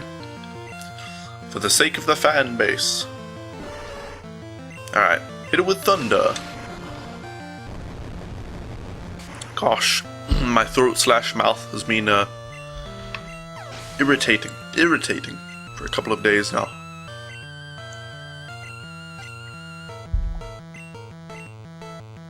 Ever since we went to Carrabba's. I've never been there before. It's an Italian restaurant. And I've got to say, it was pretty underwhelming. It's supposed to be like the fancy version of Olive Garden, but the food just wasn't as good. It had like crappier versions of Olive Garden's food. At least as far as the vegetarian options went. Which there were only like 2. So that was pretty lame. 2 actually on the menu. You had to specially request, I'll take this with no meat, please. But I ended up getting a pizza. It was like a cheese and tomato pizza. It was just very plain. I made a better pizza myself with this little tomato sauce thing they gave us that was supposed to go with some cheese sticks. I just put that on the bread that they bring out, and that was a better pizza than the pizza they made and served me. It's a bit bloody silly, really. Glad the story continues. Actually, you have so many questions, yeah. I don't know if it would be better for me, it would be better for Metal Gear to finish. You know, if Metal Gear Solid 5, The Phantom Pain, was the last game and it tied up all the loose ends, that would be ideal for me. I just, greatly prefer if a game series is complete. If it goes from start to finish and it's done. That's like, you know, there are some books called the Carcanus Trilogy. Only the first book is out though, and I read some of that book. I got it out of my library back in New Zealand for a while and read it, and it was excellent. It is excellent fantasy. It's really, really good. Which is why I bothered to find out about it after coming to America. I didn't even remember the name of it or anything because I have a terrible memory. But Froggy and I did some Googling and found out what it was called, and that it was made by Eric Stevenson, I think is his name. Oh, Steven Erickson? Steven Erickson is the name. Eric Stevenson. Steven Erickson. And the second book should be out sometime soon. I don't think it's too far away. Well, maybe it is. Maybe it's like 2018 or something. And then the third book 3 years after that, apparently. But I'm going to wait until all of the books are out before I read it, because I just can't stand having something be incomplete. You know, it's like Five Nights at Freddy's. It's a good idea, psychologically speaking, to leave loose ends on a game or on a franchise or whatever, because people will continue to think about it, continue to try to work it out, and want more, you know, to tie off those loose ends. They'll want another game or another book or another movie or whatever. But it's also unsatisfying, you know? I would rather be done with something like Harry Potter. Hey, Red Parody, welcome. Like Harry Potter. Oh, okay, let's give a way better example. The Wheel of Time was a massive book series, 14 books. The author died before finishing them, so his good friend and fellow author, Brandon Sanderson, had to finish the books for him, with the help of his wife and many notes left by Robert Jordan. But that book series is done. It was a long book series, and it covered all the bases. It covered everything. Like, only the most hardcore fans would have any questions left after that book series. And I remember that book series very fondly, and would read through it again, because it's start to finish, everything's covered, it's done. Whereas something like, I don't know, if Game of Thrones ended right now, if George R. R. Martin and Dave and Dan, or whatever the names of the producers are for the show, if all the people that knew the rest of the story died, and they didn't leave any notes behind or anything like that, and nobody could finish Game of Thrones, sure, it would be like a big mystery. It'd be like, oh my god, what happened? Can you imagine? It would be all these theories and stuff. But I would like it less, because it's like incomplete. I would like it less than The Wheel of Time, for instance. Since this one takes place between Metal Gear Solid Peace Walker and Metal Gear Solid 1, there's so many things to talk about. Actually, it takes place between Metal Gear Solid Peace Walker and Metal Gear 1. Okay, I've never played any of the Metal Gear games, so I don't know. You've probably asked this before, but are you going to do an Elder Scrolls Marathon again someday? I have no plans to at the moment, Perry. No plans to at the moment. But, I don't know, it's always a possibility. The thing about it is, I like to do, like I was just explaining, I like to do something from start to finish and complete it 100%. You know? I like to tie off all loose ends. And if I did an Elder Scrolls Marathon, that would mean playing Arena, Daggerfall, Morrowind, Oblivion, and Skyrim. And I could play Arena again, although it would be a bit of a struggle. The game is excellent, it's just very, very dated. But I could play Arena again. I could play Morrowind again, absolutely. That one's getting quite dated now with the combat especially, but I could still play that, certainly. I could play Oblivion again for sure, although I don't like the leveling system. I could totally play that. And I could play Skyrim, even though the content is pretty bland and boring. But Daggerfall? Oh god. Oh god. No. I hate Daggerfall. So, I just don't think I would make it through Daggerfall again. It took so long the first time. It was like 30 hours, 40 hours or something. Maybe even longer. No, it took like a month and a half on its own, didn't it? It was a long... No, I don't even know. Daggerfall was a really long, really shit game. So, what I'm thinking is, I exported the entire Elder Scrolls Marathon to YouTube, from Arena, Daggerfall, Morrowind, and Oblivion, except Skyrim, because when I got to Skyrim in the Elder Scrolls Marathon, I was getting a bit sick of Elder Scrolls. So I kind of cut it up, and then some VODs got deleted by Twitch before I exported them to YouTube, so parts of them would be missing anyway. Stuff like that. So I would consider doing another Skyrim playthrough just to finish off, you know, the videos on YouTube, because I have a complete playthrough of Arena Daggerfall, Morrowind, and Oblivion on YouTube. I have all of those games on YouTube, so people can go back through and watch those playthroughs. But I don't have a playthrough of Skyrim on YouTube. So I would consider streaming all the way through Skyrim again, and doing like a very complete playthrough, going, you know, not really fast traveling, going around on a horse, finding all the side quests and all that kind of stuff. I would consider it. It's up for consideration. But probably with very few mods and things. I like the very vanilla experience, even though the vanilla experience of Skyrim isn't that good. It's good enough. I could stream that. So I don't know. It's possible. Possible that I would do Skyrim. As for an actual full Elder Scrolls marathon, not going to happen. Not going to happen. Not going to happen. Alright, finish it off with Flamethrower. Daggerfall is awful? Oh yes. Very much so.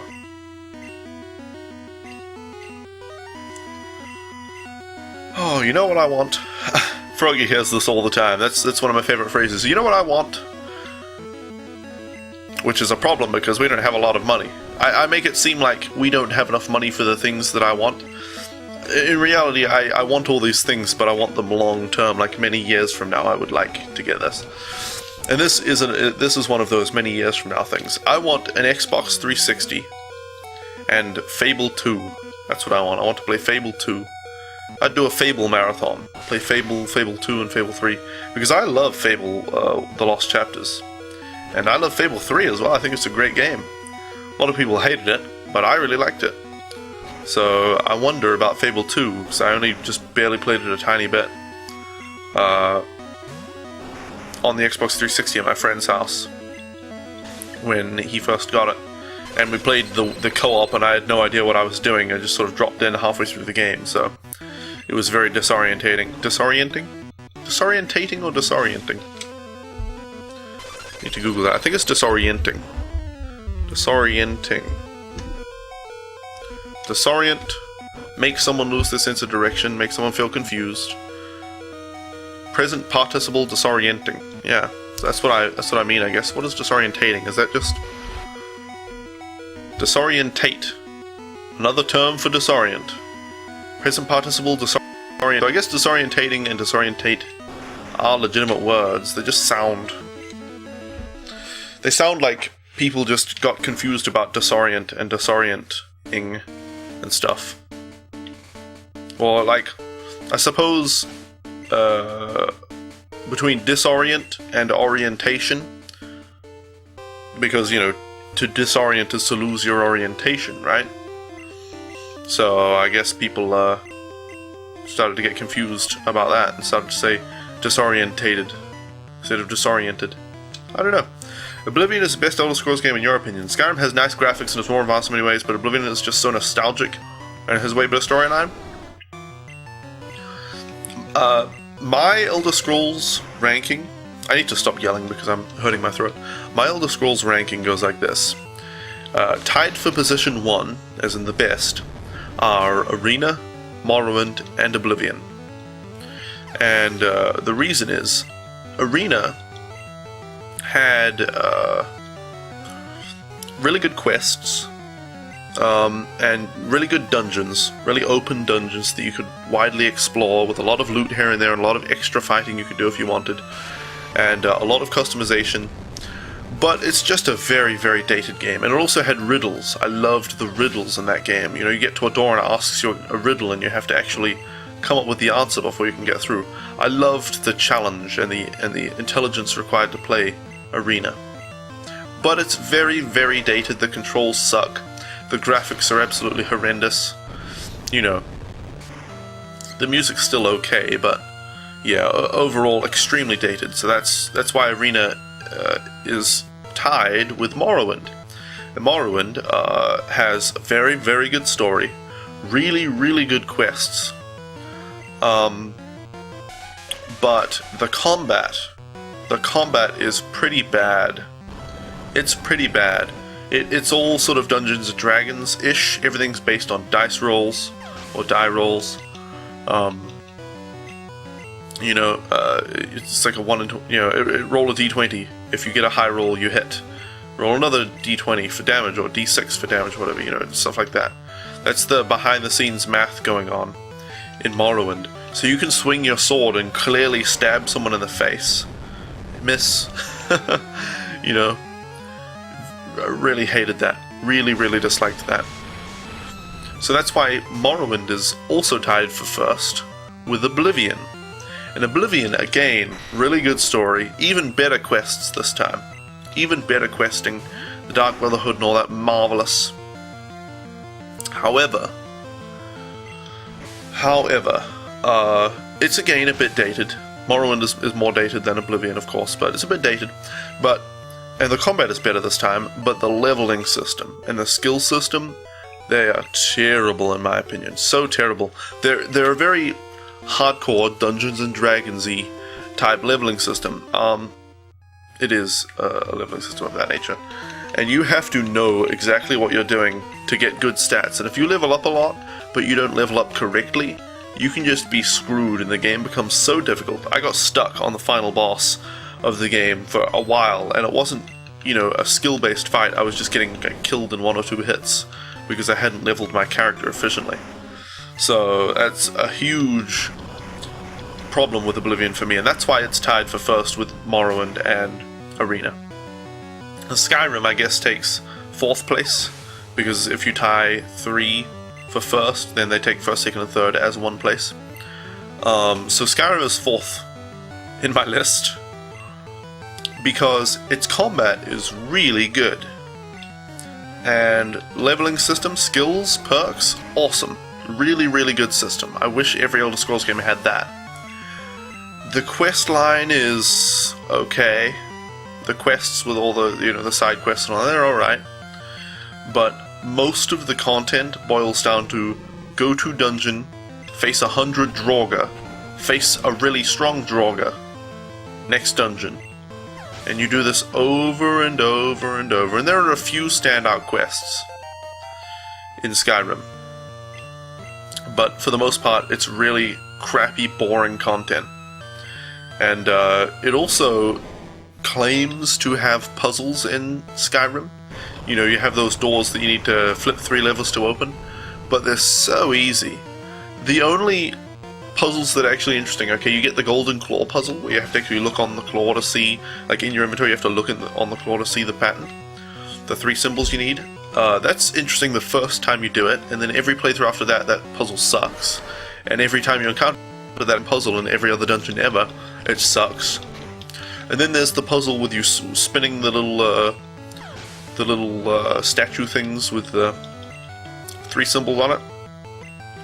And that was interesting the first time you did it. It was, you know, not a hard puzzle, but it was interesting to see that near the start of the game. Like, oh wow, this is cool. And then every time you encounter that exact puzzle again, it's so crappy and easy and boring. Okay, the puzzles in Skyrim are just pathetic. So that's why it is at number 4. And number 5, Daggerfall, is just terrible in just about every way. The dungeons are terrible, the combat, it's got the bad combat from Morrowind, with the terrible controls from Arena. The repetition from Skyrim, the worst dungeons out of any of the games. The dungeons are extremely complex, and it takes like 4 hours sometimes to go through a dungeon and find the thing that you need, and then get out, which is no easy task either. It's so unintuitive, that game. And you get a quest at the start of the game. You know, you're like, oh, you're in this dungeon, you need to escape. So you're like, okay, this woman's talking to you some of the time.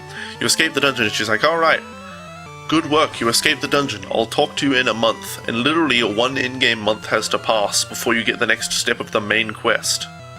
There is so much waiting in that game, where they expect you to actually play the game, go around, do side quests forever. But it's like,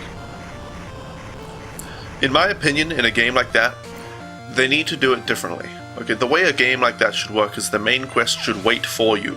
You should always have a main quest to do. Like in Skyrim, Oblivion, Morrowind, Pokemon, you know. You've always got the next step of your main quest in sight. You know what you have to do. But it doesn't force you Daggerfall forced you to go and do side quests for a month until you get to do more of the main quest, instead of giving you the choice. And it was so terrible, I just ended up waiting, and I had to Google which cities I had to go to get the next main quest, because you just have to stumble upon the main quest. The main quest hides from you.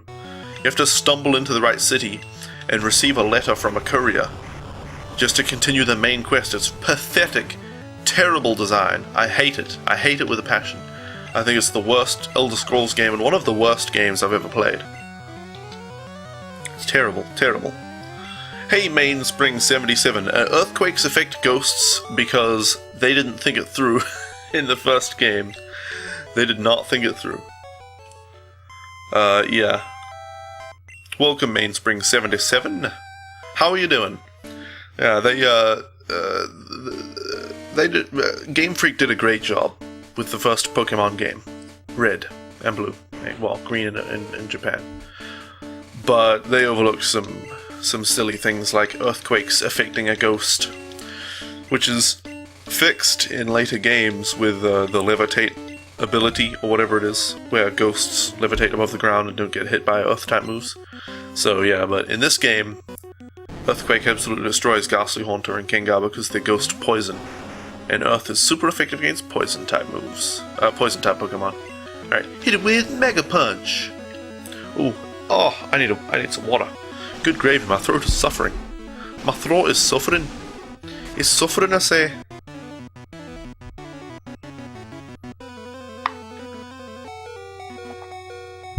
That critical hit hurt. Glad we hit this Mega Punch. I was thinking we'd just miss it and get Hydro Pumped again and die. Alright. Sapphire is your favorite Pokemon game. Nice. My favorite Pokemon game is probably still Fiery Leaf Green.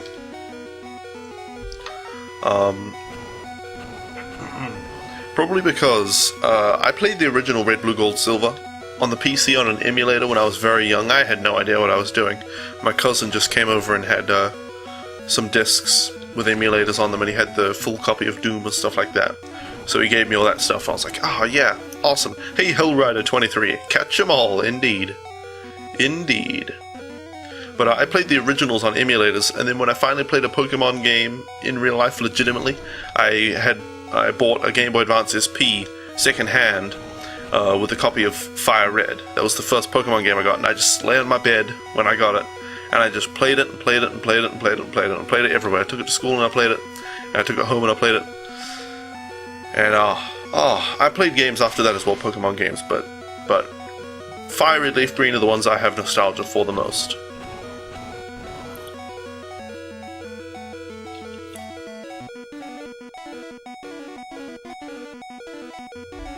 Oh dear, we're going to die to frickin', oh for goodness sake. Die to Eric. Emerald and Ruby lagged so hard on the emulator, so that's why you played Sapphire so much? What, do you mean Sapphire didn't lag on the emulator, or did you have the legitimate copy of Sapphire? Speaking of which, I think we have a copy of Sapphire. I did have Emerald as well, but I gave that away to a friend, who definitely deserved it, by the way, so don't worry, that wasn't a waste or anything. I gave him one of my Game Boy Advance SPs, and a copy of Emerald. Alright, one more, unless he potions it. Yep. The thing almost defeated Aerodactyl. Almost. Okay, this is... Tail Whip! Come on, the thing, you can do it! You can do it, the thing! Come on, lower his defense with Tail Whip! Again, the thing, use Tail Whip! And we're dead. You are dead, dead, dead. You are dead, dead, dead. Alright, we're so close now. We've almost gotten Rhyhorn to evolve to Rhydon. 2 more levels. Rhyhorn evolves to Rhydon level 40. We're almost there. You wish you had a real copy of Sapphire, but your Sapphire didn't lag on the emulator. I see. I see. Well, Rhyperi, I mean, Pokemon games these days are pretty affordable. From what I've seen, you can get a Game Boy Advance SP and a copy of Sapphire for not much money. Not much. Maybe it'd be like $30 for a Game Boy Advance SP and charger, and then a copy of Sapphire. I don't know, $40. something. Of course, that's not super cheap or anything, but it's affordable, you know, if for most people. For a collector, you know, if you want to collect the old games. You have a Game Boy Micro? Oh, I see. Oh, I see.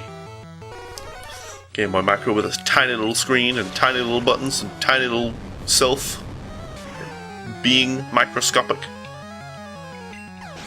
Stupid Game Boy Micro. I remember when the Micro went on the market and I just saw it, I was like, ugh, ugh. I was disgusted. Disgusted by the Game Boy Micro.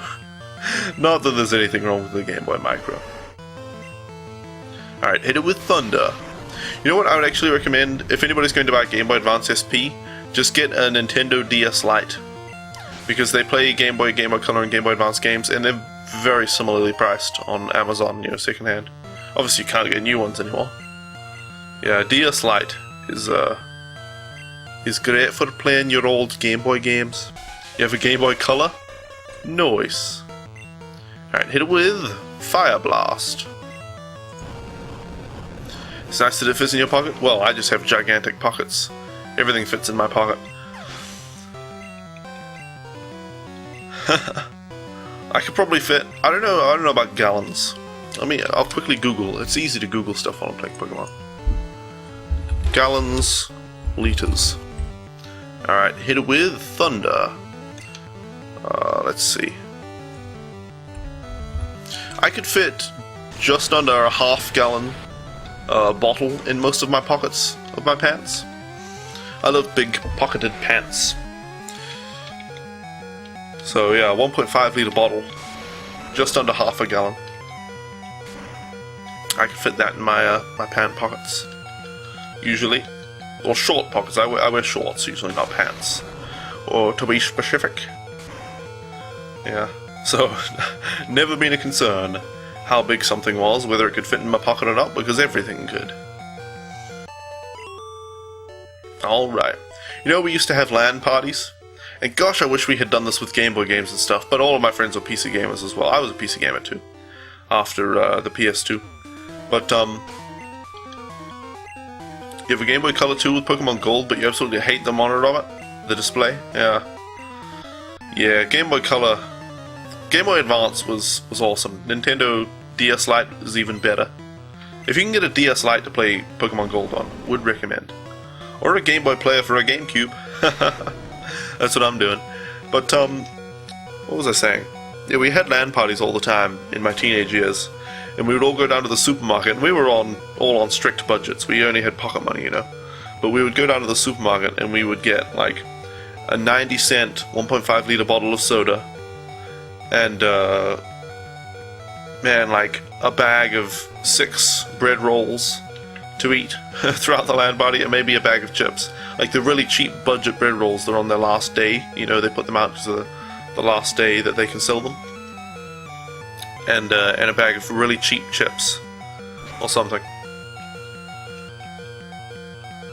Gosh, those were unhealthy times. We would stay up all night just eating crap, drinking worse, and yeah, floor on a bunch of cables going across the floor. Terrible, terrible. We woke up feeling horrible, smelling terrible. Gosh, it was. They were fun though. LAN parties were fun. I wouldn't do that kind of thing these days. If I went to a LAN party, I would still be taking a shower, I'd still be making a meal, and all that kind of stuff, if I wanted to engage in those kinds of things these days. LAN party plus super cheap chips and soda equals best thing ever, as a kid at least. Yeah, as a kid, that was the way to go. Go down to the store, spend $3 for a whole, like, 24 hours worth of food and drink. I suppose in America it'd be like $2 or $2.50 or something, because of how terrible the New Zealand dollar is at the moment. Alright, hit him with Surf. It'd be like just under $2 American for 24 hours of food and drink for a LAN party. Alright, finish it off, Devlin. Devlin's actually managing to make it through some of the Elite Four this time instead of dying on Lapras. Again, and again, and again. And the next day, and the next day, and the next day, and the next day, and the next day, and the next day. Alright, leave me alone, Bruno. Now this one starts with a ghost, so we do actually, like, much as we'd like to give Devlin some more XP, we do have to switch to Carmella for this one. Alright, alright.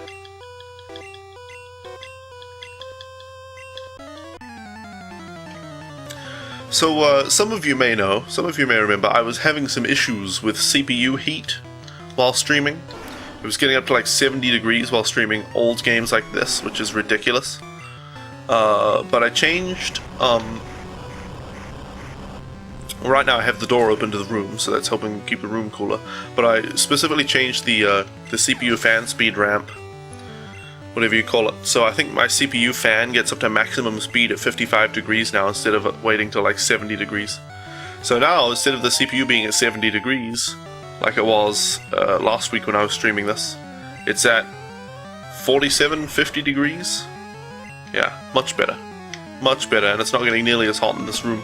Although that may be largely because the door is open, because nobody's home, so nobody's had to make noise. Too spooky, it's a ghost! Alright, Haunter. Prepare to feel the wrath of Carmella with Earthquake Attack! Gosh, I wish Devlin, his moveset was Flamethrower, Thunderbolt, Ice Beam, Surf. That would be ideal. But instead, I used Thunderbolt on Nitroman and Ice Beam on Nitroman. I thought I'd be able to buy them again. I'm not sad that I spent them on Nitroman. I do want Nitroman, our Nidoking, to have Thunderbolt, Ice Beam, Flamethrower, and Strength. That's a good moveset, that is. Perhaps it would be better with Surf instead of Strength, but we needed something with Strength to push all the boulders. Alright, Gengar. Hit him with Earthquake Attack.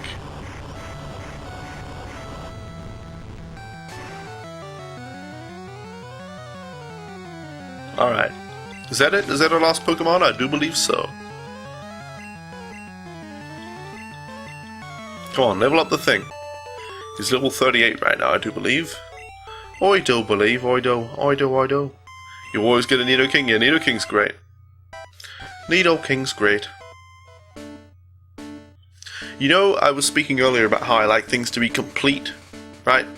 And how, you know, much as it's psychologically beneficial to your product to make something incomplete, so that people continue to think about it after they're done with it and continue to wonder how it might end and things like that. It's like with Five Nights at Freddy's, people are still trying to work out theories for that game series. It's a design flaw I see in Pokemon, that you can't complete the Pokédex with a single game. They make... well, it wouldn't be a design flaw without mythical Pokemon. It's okay with 2 versions of the game, putting out 2 versions of each game, and then saying you can't complete the Pokédex unless you trade with the other version. That's okay, because a collector like I can buy both versions of the game, play both of them, and complete the Pokédex. That's fine. But the problem is that they have mythical Pokemon that you can only get from events. So even if I do all I can and catch every single Pokemon in all of the games, I'll still be stuck with no Mew, no Celebi, no Jirachi, no etc, etc, etc. These mythical Pokemon. As it turns out, I've gotten a Celebi from an event, so that's 1 down. And you can get Jirachi from a GameCube game, I think Pokemon Colosseum. And like Hellrider says, in Generation 1 and 2, you can use glitches to get Mew and to get Celebi, which I will be doing in this Pokémarathon Classic to complete the Pokédex. I will be using those glitches to complete the Pokédex. But without glitches and without cheating, you cannot get a lot of the mythical Pokemon in the later games. You either just have to wait for an event, and those events stop happening eventually. You know, one day people won't be able to go back to Pokemon X and Y and catch whatever mythical Pokemon is in those ones, because there won't be an event for them anymore. Hey, thanks for the follow, Hellrider, by the way.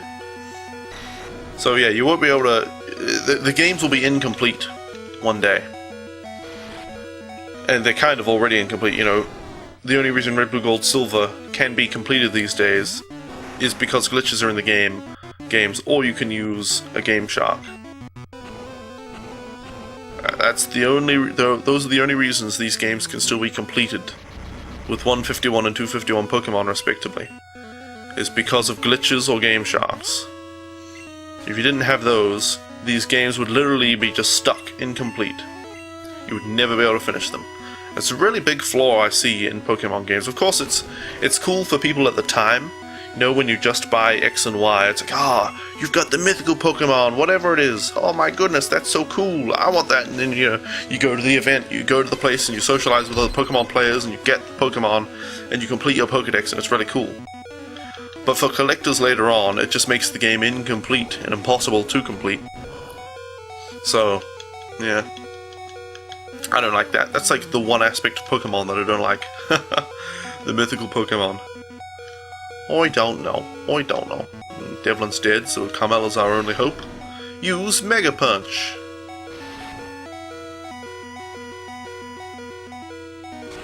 Alright, please don't kill us with that slam. Okay. Mega Punch again! Excellent. Now, will the thing level up from this and evolve? No, damn it. So what this means is the thing is probably very close to evolving right now. But we can't beat Gary with this much HP on our Pokemon. Which is to say, none on Devlin and next to none on Carmela. So let's see, the thing is at... yeah, 2,000 to go. You know what, he's not so close that we're in danger of accidentally leveling him up. Let's just go in. I was going to put him in the front slot so that we could kill him against the first Pokemon, and then have him not level up, because he won't be able to evolve when we white out from this battle. But I don't think he'll get enough XP from the Pokemon that Carmela manages to defeat to level up anyway.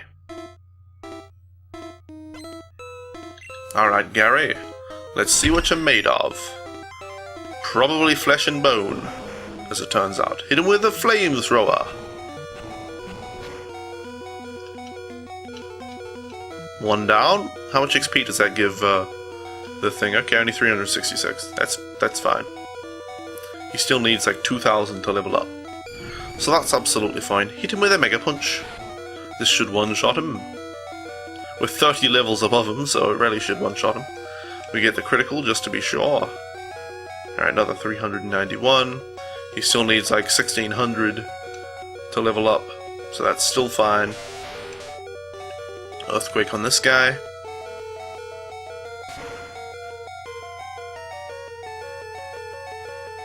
Alright. 444, so he only needs like 1,100 now, maybe. I'm being generous with these numbers, you know, putting it lower than it needs to be. Estimating lower than I need to. Okay. We'll start being in danger of leveling up after this one. Yeah, he could be down as low as 600 needed to evolve, so we do need to switch into him now. Alright, the thing. Your turn. Let's just stomp. Hypnosis, genius, this Exeggutor. Use Barrage or something. There you go. Alright, oh dear, this might actually be a bad thing. Switching in the thing against Exeggutor, he might not... this Exeggutor might not be able to defeat the thing. We're going to damage him as much as we can without killing him, and then just start using Tail Whip. I don't want to use Tail Whip first, because then we'll do more damage if we have to resort to attacking. So, but I do want the thing to faint against this Exeggutor, which should be able to happen. Okay, good. Hypnosis is really good for us. Now kill the thing, please, Exeggutor. I was thinking a grass-type Pokemon would be able to wreck the thing because he's rock ground. Instead he uses the stupid bloody barrage attack. Stomp, there you go. Okay, somebody was saying that Exeggutor only had 2 moves, and then I showed that it had at least 3, which is to say Hypnosis, Barrage, and Whatever that other move was, it was like barrier or something. He just used stomp, so that's a total of 4 moves. Maybe in Fiery Leaf Green he has 2 or something, but... Alright, there we go. The thing is dead. Thank goodness. Now we can just do what we can with Carmella. You know, might as well pick up the XP if we can. Might as well pick up the XP.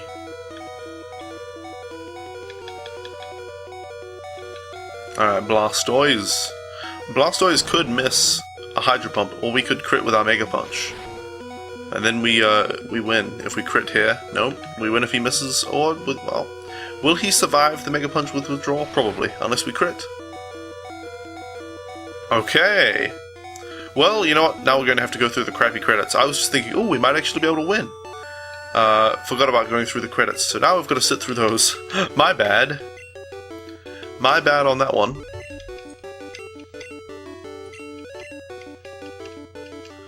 Oh dear. Now we've got to sit through this crap. Ba-da-do-da-do. Oh dear, at least the Hall of Fame won't take too long, because we only have 3 Pokemon with us. I should have just lost. I should have just lost the battle.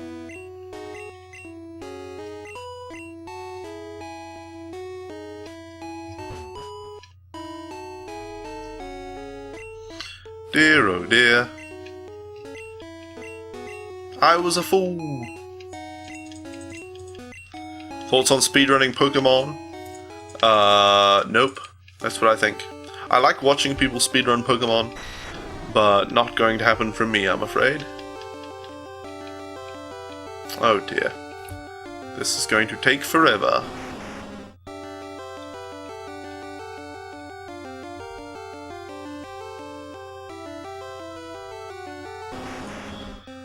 Oh dear.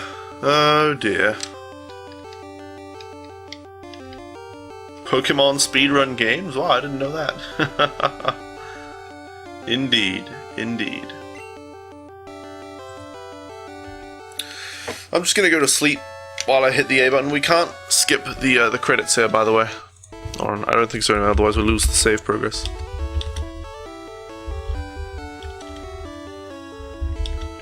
I'm gonna Google, can I skip the credits for Pokemon Red?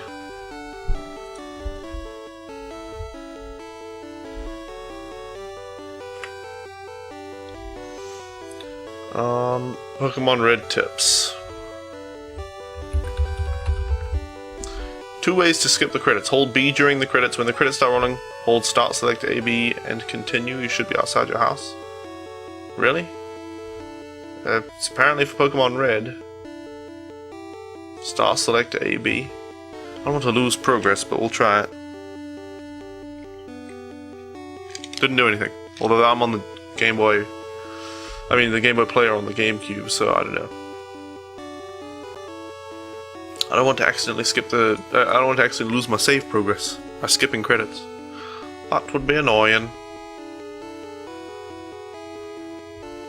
Saving time. Skip credits.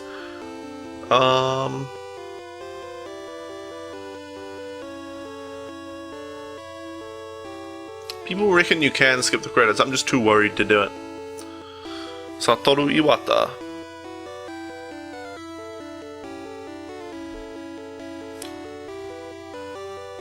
Hiroshi Yamauchi. Alright. There go the credits anyway. We reached the end of them. We reached the end of them. Do I have to reset now anyway? Or whoops. Excellent. Press the Z button. Okay, no, we don't have to reset. It resets itself. I'm going to try next time we go to the credits if we can just reset and skip them. Because that takes forever whenever it happens. Forever! Forever! Oh no, we don't have a flying Pokemon with us. Damn it. Please don't encounter any Pokemon. Please don't. I wonder if we faint against a level 2 Pidgey.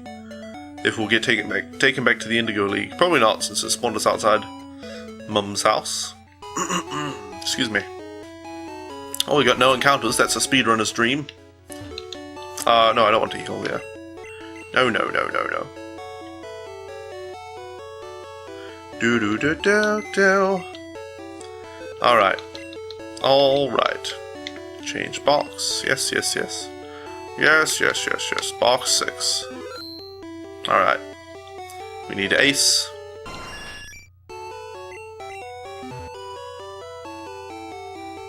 Do. Itchy neck. Itchy neck. Alright. Let's go to the Indigo Plateau. You know what I think Pokemon Red could have used? An extra challenge after the Elite Four. I think that is what Pokemon Red is missing. That's what it needs. And you know what? Most Pokemon games still don't have a challenge. Maybe the more recent ones do, and I just haven't played that far into them yet. But I will during Pokémarathon, and we'll find out. But even the more recent Pokemon games... the more recent Pokemon games need... Well, the older Pokemon games... All Pokemon games should have had... a challenge, even when you're at level 100. I think, anyway. A continued challenge, even when you reach maximum level with all your Pokemon. Where you've got to, finally craft a Pokemon team to be able to beat a series of trainers that all have 6 level 100 Pokemon and stuff like that. I think that would be a cool thing at the end of the game. Probably is that kind of thing now in the more recent Pokemon games. I know there's some kind of battle thing where all your Pokemon get reset to level 50 while you're in there. And you battle? I don't know. Way to know about that. Well, I might as well just hit this thing with Thunder. We're just trying to level up Rhyhorn right now. He's very close to leveling up. Should be less than 1,000 XP away. The thing. Let's have a look. 676, whoops. XP to go. Damn it, give me the big Pokemon, please. Give me the Onix, give me the Graveler. Give me the Venomoth, anything. Anything but a frickin' level 26 Geodude. Totally not tired, by the way. I yawn for the entertainment value that provides you guys. That's what it is. It's the core of all the entertainment here on my stream. Yawning. Alright. There we go. Hit it with a surf. Get us some actual XP for the thing. Thank you. Alright, 108. That's more like it. Only a few more of those and we'll be good to go. Alright, who's next? Machop, of course. Of course. Hit it with Surf. Get us 1 XP.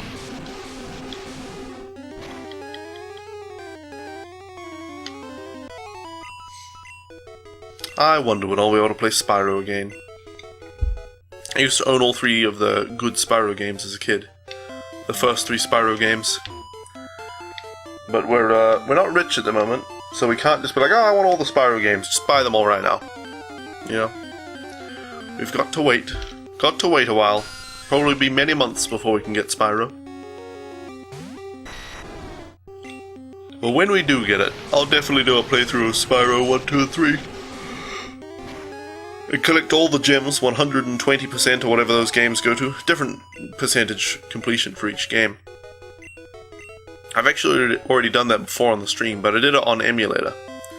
So I would, much prefer to play through the games legitimately on our PS2.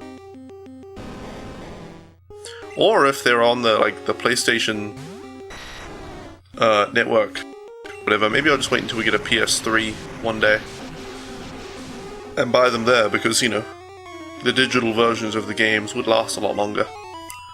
That's what I don't like about disc-based games.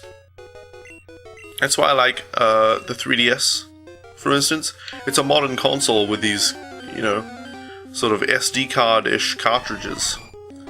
Those 3DS cartridges are going to last practically forever. Whereas games for the Xbone and the PS4 these days, and the Wii U, they're all going to be, you know, too scratched to use one day. Too scratched to even play anymore. Alright, the thing must be very close to leveling up. At most 300 XP to go. At most 300 XP. Alright. Pac-Man 256. Jonathan Blow just tweeted something about Pac-Man 256. About getting a new high score. Looks like a 3D, you know, 3D view, 3D visually, but still 2D gameplay Pac-Man game. I'm sure it's alright. I'm sure it's alright. Alright, the thing must be so close, come on. One or two more fights and we should evolve, right? Come on now. Come on now.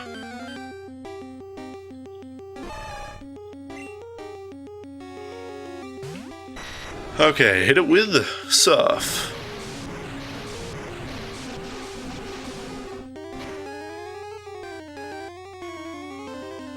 Thank you. Surely he'll evolve now. Come on, that's a lot of XP. 144.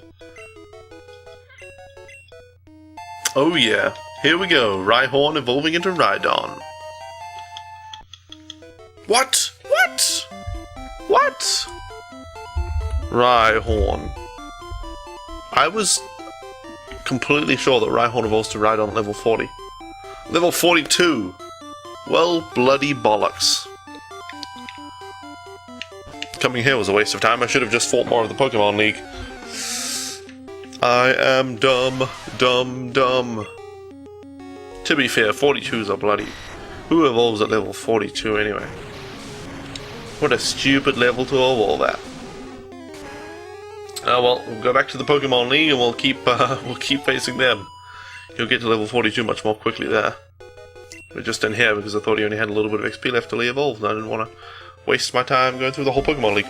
Alright, guys, it's been another hour, which means it's time for another break. So thank you all so much for hanging out until now. Please enjoy my YouTube videos while I'm gone. And I'll be back here in just a few minutes. So, I will see you all back here very shortly. Enjoy my Pokemon videos while I'm gone. Here you go.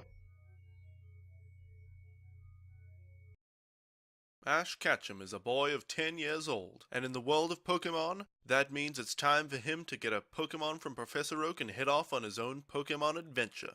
Ash has chosen Charmander, a difficult Pokemon to raise. His childhood rival Gary chose Squirtle, and they've already had their first battle, in which Ash was victorious. Ash has already captured many new Pokemon, and now he's ready to face the first gym leader, Brock of Pewter City. You don't stand a chance against me. I'm gonna get my first gym badge. What? It's a Geodude. Come on out, Ace! Ace, hit him with your sand attack. Great work, Ace. His accuracy has been decreased. Hit him with another sand attack. Come on, Ace, another sand attack. Yes, he's starting to miss. Hit him with a final sand attack. Yeah, he can't hit us anymore. Now we'll switch in Cannabissel. Come on, Cannabissel, it's your turn. Oh no, he hit you with a tackle. Come on, use your Poison Sting. It missed. Oh no, we missed again. Oh no, Cannabissel. You'll pay for this, Brock. Come on out, Jay. You can do it, Jay. Great work, a critical hit. He really felt that one. Alright, another tackle attack. His defense is up, but we can do it. Hit him with another tackle attack. And another tackle attack. Another tackle. Tackle attack. We'll get him eventually. Alright, Jay, finish him off with tackle. Great work! We did it! With the power of friendship! Alright, and Onyx, we can do it. Go, Ace! Come on, Ace, use sand attack. Great work, Ace, you got him with the sand attack. Here, have a potion so you can last longer in the battle. Now, hit him with another sand attack. Nice work. One more should do the trick. Go sand attack. Alright, time to use Gust. Great work, Ace! Hit him again! Come on, Ace! Another gust! You're really getting him there, Ace. Hit him with another gust attack. And another gust attack. And another gust attack. We're getting him. One of these days, he's gonna go down. Alright, Ace, you're exhausted. It's Tommy's turn. Alright, let's use Tail Whip to lower his defenses. Use it again, Tommy. Alright, hit him with Quick Attack. Nice work, Tommy. That was at least 3 times as much damage as last time. Again, Quick Attack. Come on, Tommy, we're almost there. Another Quick Attack. Yeah, we did it! We did it, team! With the power of friendship and teamwork, we overcame the gym leader, Brock! Huh, you never stood a chance, Brock.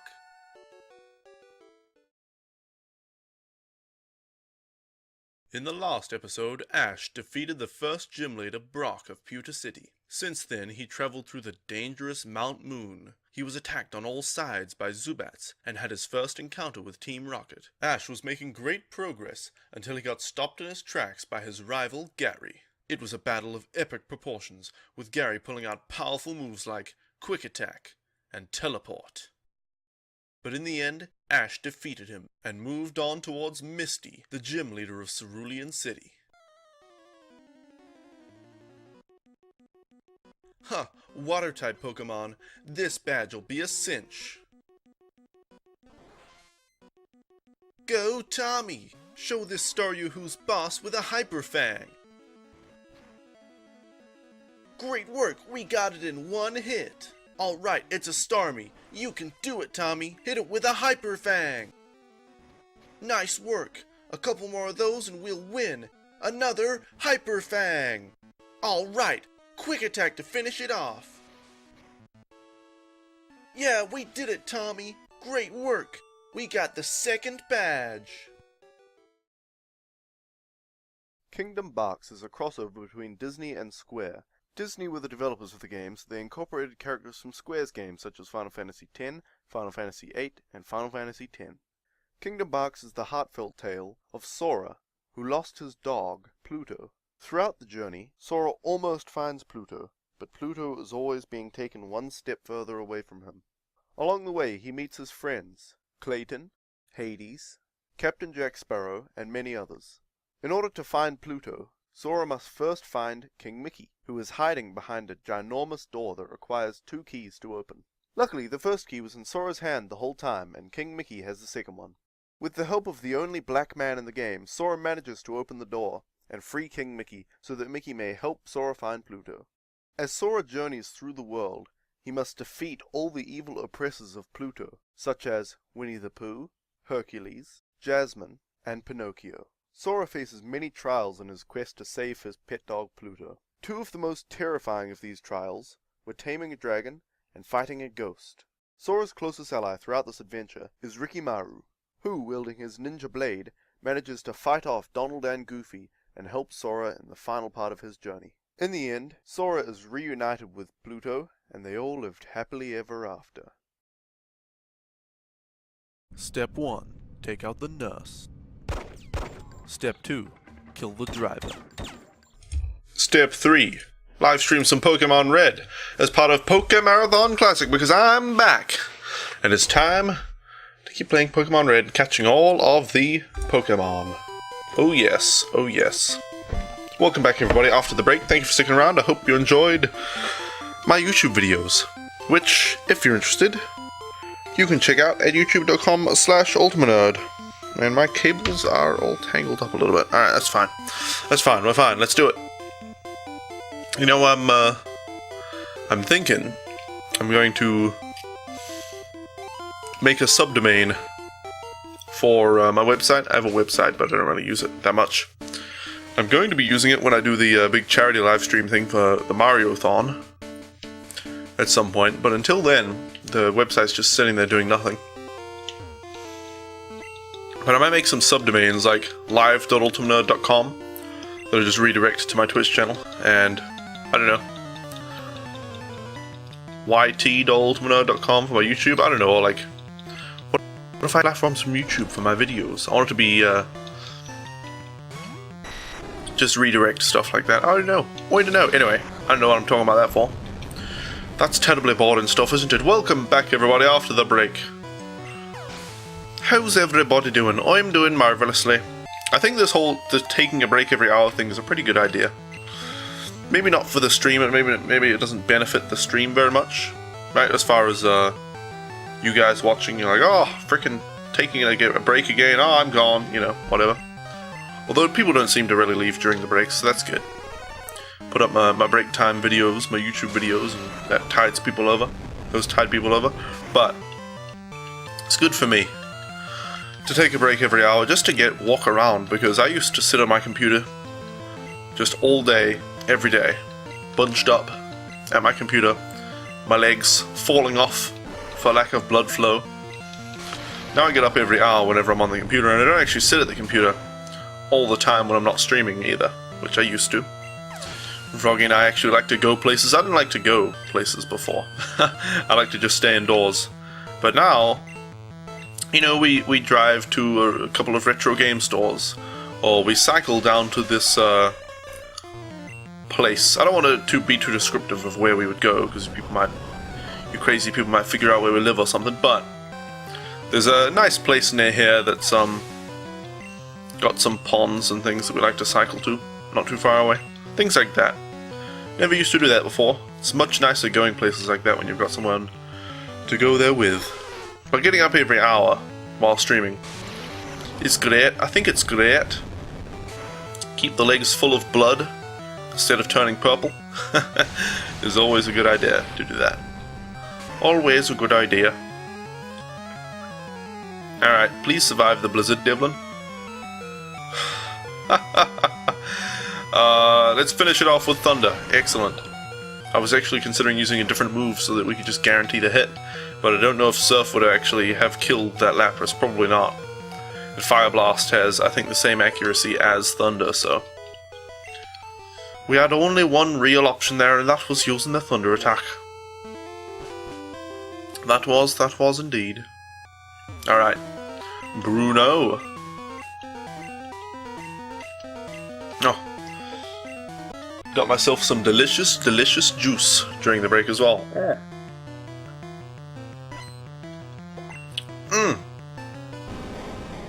Delicious orange flavored juice. Not actual orange juice. Although those filthy nasty vitamins will hurt them precious. Not real orange juice, but sugary juice made to taste like oranges. Funnily enough, you know, I say that in an ironic way, right? That it's just sugary juice made to taste like oranges, rather than drinking just actual orange juice. But actual orange juice kills my throat. I don't know if it's just the acidity, although I am kind of sensitive to acidic things. Spicy foods murder me. So, but orange juice, like, dries out my mouth and just kills my throat, tears it to shreds. I don't know what's up with that. If I drink orange juice, I will have a burning throat for like quite a while afterwards. So I drink that orange flavored juice. Give me all that sugar. Give me all that sugar. Anyway, what are we doing? We're killing Mons, of course. Leveling up the thing, our Rhyhorn, to level 42. That it may evolve to Rhydon. Try apple juice, that's the best, same thing. Not to the same extent, but very similar. Hellrider, I love the taste of apple juice, it's delicious. I love apple pie, and just apple stuff in general is really nice. But apple juice slaughters me. I die if I drink apple juice. My throat caves in on itself. Absolute destruction is what I experience. Alright, X-Defend, no problem. You know, all sorts of fruit juices, they just kill me. They wreck my mouth and wreck my throat, and I die. I've died so many times because of that. Apple equals best fruit? I don't know about that. Best is, like, in all categories, you know, it's like overall best. I don't know about that, it's hard to say. Hard to say. Apples are good. But Bananas are good, and they're not as acidic. And then you don't get the skin stuck in your teeth and stuff like that. They're not as hard, so they're easy to eat. And then there are oranges, which probably taste, but are, you know, very messy to eat, very juicy and soft. Then there are, like, mangoes. Do mangoes taste good? I know they taste good in juice, like actual, like blended up mangoes, so they probably taste good. I know I like the taste of guava in juice. That's probably alright. I don't know. Are apples the best? Why, it's difficult to say, isn't it, lad? Difficult to say. Alright, critical hit for that, as if a normal, non-critical hit wouldn't have killed. As if. Alright, Agatha, send out your Golbats. Send me your worst. Do your worst. Alright, hit it with thunder. You know what I was thinking about last night? I was thinking, in the Olympics, there is fencing. It's a sport. It's a type of sword fighting with silly British swords instead of cool Japanese ones. Not that all British swords are uncool or bad or anything like that. I don't pretend to know too terribly much about Mortal Kombat. But, or deadly weaponry. But everybody agrees samurai swords, katanas, are cooler than fencing swords. They're basically like very long pins. They are fencing swords. They wobble all over the place. But fencing is okay. Fencing is okay, and the Olympics is pretty cool and everything. It's very fast. You know, intense, action-packed and all that. But I want to see samurai sword fighting in the Olympics. I want to see a bunch of guys in gis. A gi is what, like a Japanese. It's kind of like a dress, except the shirt and pants are separate. It looks like a dress. It's like made of this canvasy type material. It's what people wear when they practice martial arts. I suppose it serves quite well as a light defensive armor. I want to see a bunch of dudes in gis with practice swords, you know, wooden swords, not metal ones, because they'd accidentally chop each other into pieces. But just as heavy and well balanced as an actual katana. And I want to see them fighting each other in the Olympics. I think that would be awesome. I want to see actual samurai fights in the Olympics. They could even have, rather than just a gi, they could have the full samurai armor, you know, all the plates and everything that they have. Oh, that'd be cool. And the mask. Ooh, the masks. And they could have the masks, you know, in traditional Japanese style, except with the colors of your country or something. Because that's what people do in the Olympics, right? Oh, it'd be cool. It'd be cool. I'm gonna Google that right now, actually. Olympic samurai, because maybe that already exists. Maybe people already do samurai fighting in the Olympics. Olympic Samurai Hamburg on Facebook. I don't know what that's supposed to be. Do they actually have samurai fighting in the Olympics already? Because that would be marvelous. It kind of looks like they do. I want to see actual pictures. Actual pictures. Where are some samurais? Samurai fighting in the Olympics. What? I see paintball. Let's look at Google Images. I'm gonna search this on YouTube. I'm just seeing a bunch of non-samurai stuff on Google. I'm gonna search Olympic Samurai on YouTube after the stream and figure out if there are samurai fights in the Olympics. Because that's what I want out of the Olympics. Alright. Hit him with Earthquake. Oh, my throat, man, my throat. It's dying on me.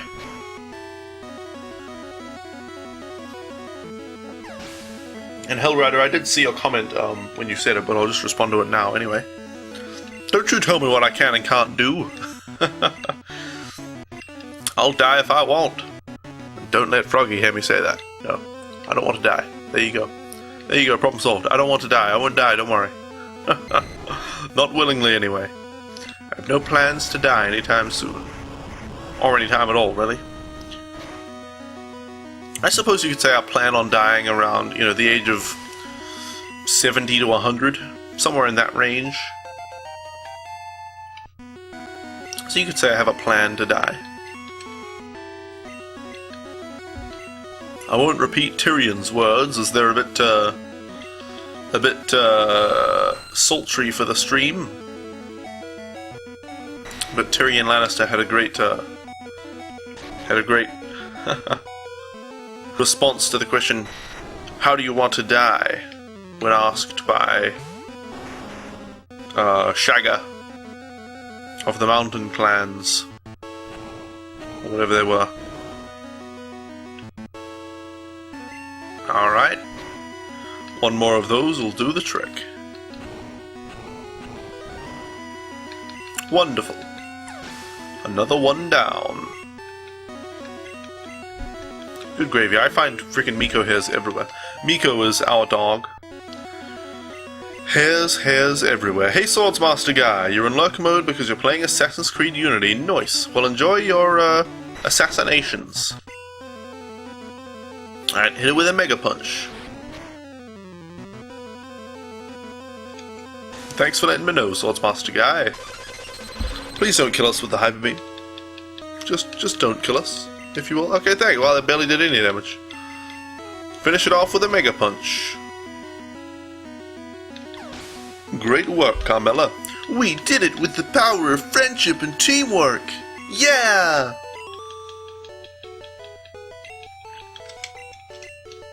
Alright. On to Gary. Bum. By the way, so I have a plan. I've had this plan for a very long time. To do the actual Pokémarathon. This is Pokémarathon Classic, where I'm playing through Pokemon Red, Blue, Gold, and Silver and catching the 251 Pokemon in those games. But the actual Pokémarathon, the big one, will be Fiery Leaf, Green Heart, Gold, Soul, Silver, Mega Ruby, Alpha, Sapphire, Pearl, Diamond, Black and White 2, and X and Y, and catching every single Pokemon, completing the national Pokédexes in each of those games. And not just completing the Pokédexes, but filling up my Pokemon bank with one of every single Pokemon in each of its evolutionary stages. And obviously people have done that before, and people will do it again, and people are probably currently doing it right now. Currently right now? It's a bit redundant, isn't it? Just slightly redundant. It's unnecessary and redundant. It's, but I found out there's a name for it. People have a name for that, and they call it the Living Pokédex. Which is to say, you know, the Pokédex is a collection of every single Pokemon in the game. The Living Pokédex is a living collection of every single Pokemon in the game. So I thought that was pretty cool.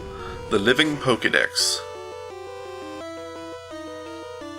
I don't know if I'll use that in like the titles of my streams when I do the Pokémarathon. Completing a living Pokédex or something like that. Or if I'll just say catching all 719 or something like that. No way to know. But I thought it was a cool term that people use. That Poké fans use. Alright, hit it with an Earthquake.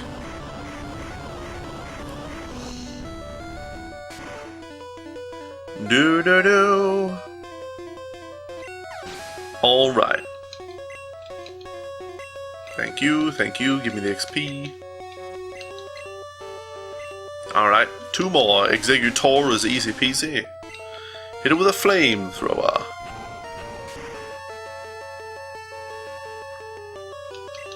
Thank you. Alright, who's next? Blastoise, of course. Now, we want to lose against this Blastoise, otherwise we have to sit through the ginormous credits. Even though Flamethrower is not very effective, we also get Stab, and we have very high special. So, Cut actually does less damage than Flamethrower, kind of surprisingly against a Blastoise, but there you go.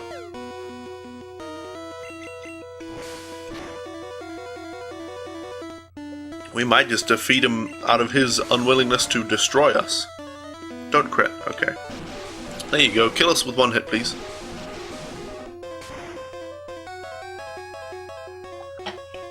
Damn it. Well, what we're going to do is switch to the thing. And hopefully the thing will die immediately.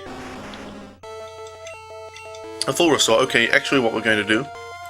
The thing has much less hope of dealing any damage to it, so we're just going to switch into Carmella and hope Carmella gets hit by a Hydro Pump in the switch-in. Okay, that's what I'm talking about. That's what I'm talking about. Baby. Alright, switch to the thing. And we will just use Fury Attack, even though we have no chance of doing any damage.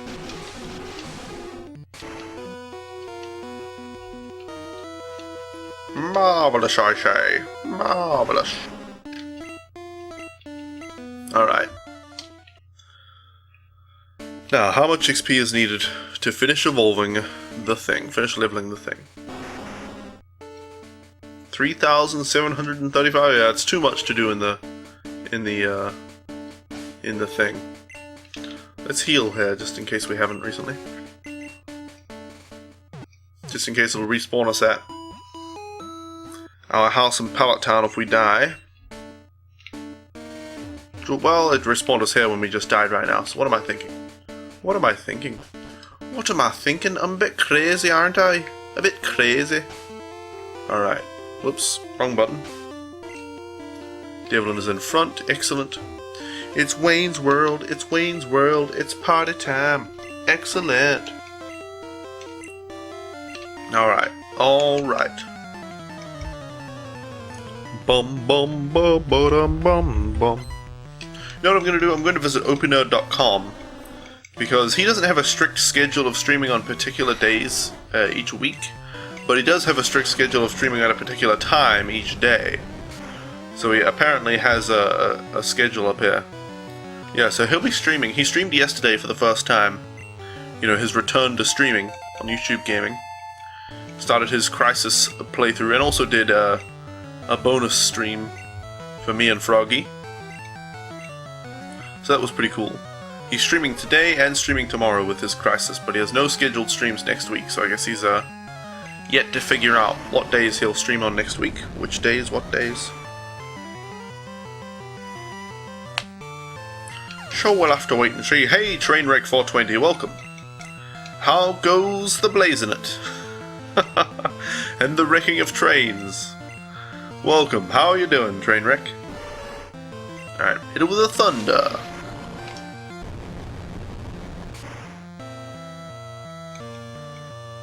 Thank you.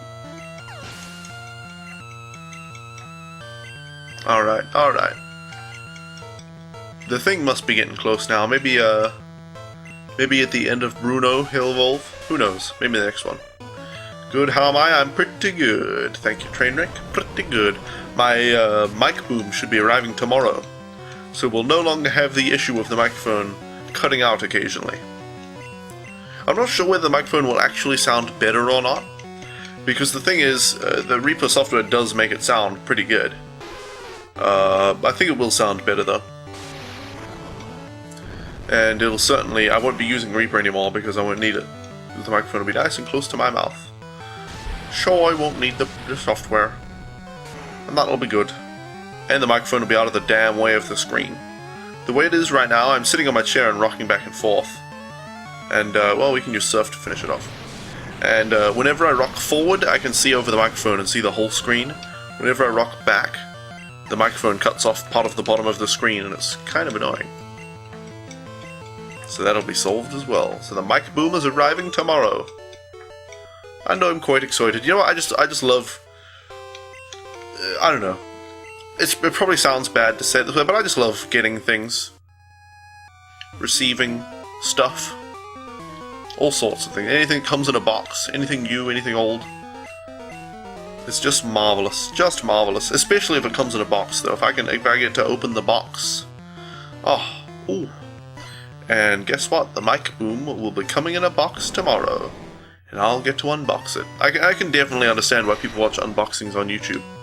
So I just love to unbox stuff myself. So it's surely a similar thing. Similar thing to watching people play games or watching people do anything that you enjoy. Oh, unboxing. Alright, skip through. Hitmonchan. Hit him with Surf.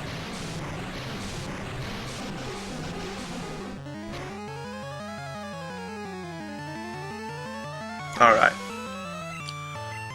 What's next? What's next?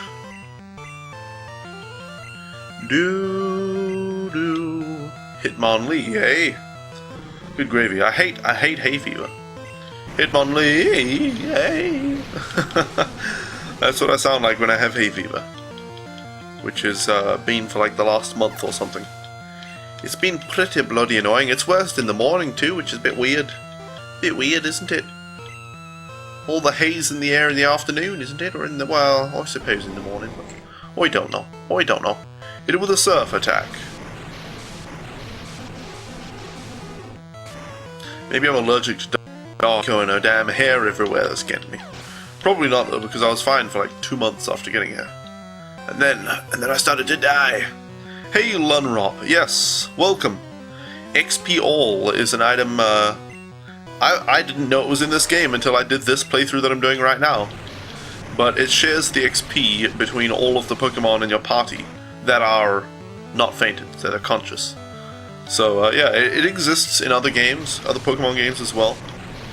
But in this game, there is no XP share because Pokemon can't carry items in Red and Blue. So they made the XP All to just split the XP between all of your Pokemon so that you didn't have to train up a stupid Magikarp. There you go. So I don't know, it was a cool surprise when I found it in this playthrough. It's the 50 Pokédex reward if you go to one of Professor Oak's aids. I think the one to the right of Vermilion City. I think it's that one. No, that's 30, isn't it? Is it 50? Maybe it's the one down by Fuchsia City. I think it's the one to the right of Fuchsia City, which is the city connected to the. Well, it's got the Poison Gym, it's got the Safari Zone, and it's connected to the cycling road, and all that. Pretty sure it's in that one. But yeah, a cool discovery this playthrough. A cool discovery. What have you been up to, Lunrop? What have you been doing lately? Obviously omitting anything too terribly personal. What have I been up to lately? What did I do yesterday? What did I do? What was yesterday? Oh yeah, we went cycling. We went cycling, of course. Cycling to the turtle place. There are a bunch of ponds and there's like a walkway and stuff with some turtles near where we live, so we love to cycle there. Cycle down there, see all the turtles, and there are ducks.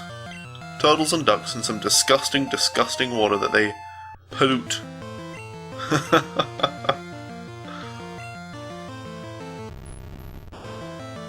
Alright, earthquake. Huh. Frumple, a friend of mine, just tweeted out, "Unless words puzzle and platformer make you ill, go and get this, and if they do, go buy it anyway, doubly so." Some game on Steam. 96% off? It's called Out There Somewhere, and it's for 19 cents at the moment. Wow. Inspired by Cave Story, Super Metroid, and Portal? Damn. Hey, that sounds like a good game. It looks pretty good too.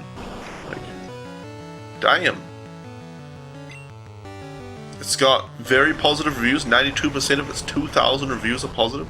It's only a year and a half old, this game. Damn. I'm gonna leave that tab open so I remember that. I'm gonna totally buy that after the stream. It's only 19 cents.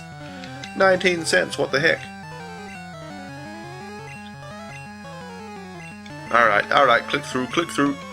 Has frickin' the thing still not leveled up to 42 already? What the heck, the thing? Get it together. He's one of the last Pokemon we have to evolve. After that we still have Magikarp, Kabuto, and like a couple of others. We don't have that many left to evolve before we go to Pokemon Blue. And we'll catch Mewtwo as well. We'll catch Mewtwo, play Pokemon Blue. Ah, here we go. Finally, the thing gets its act together.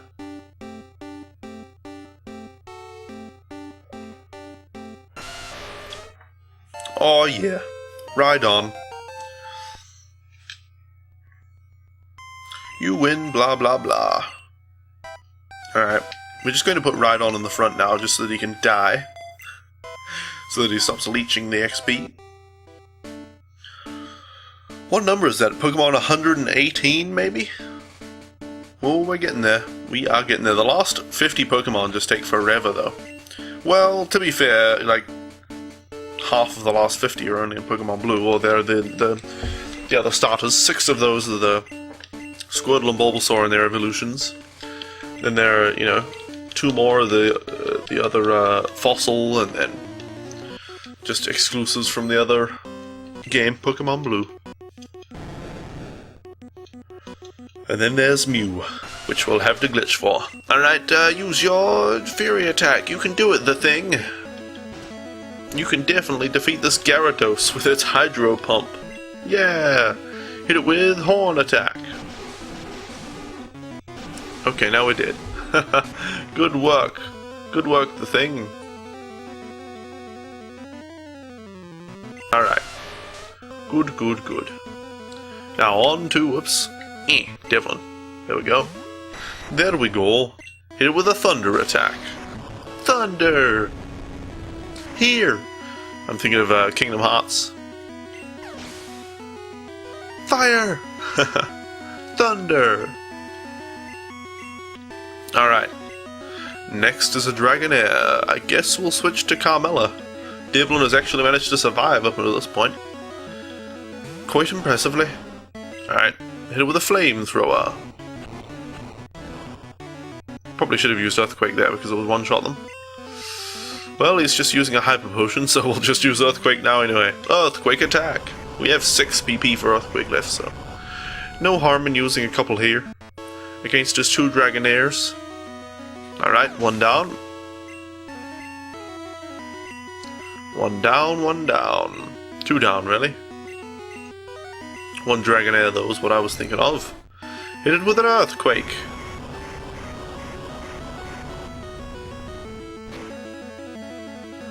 Do do do do do do. Alright. Alright.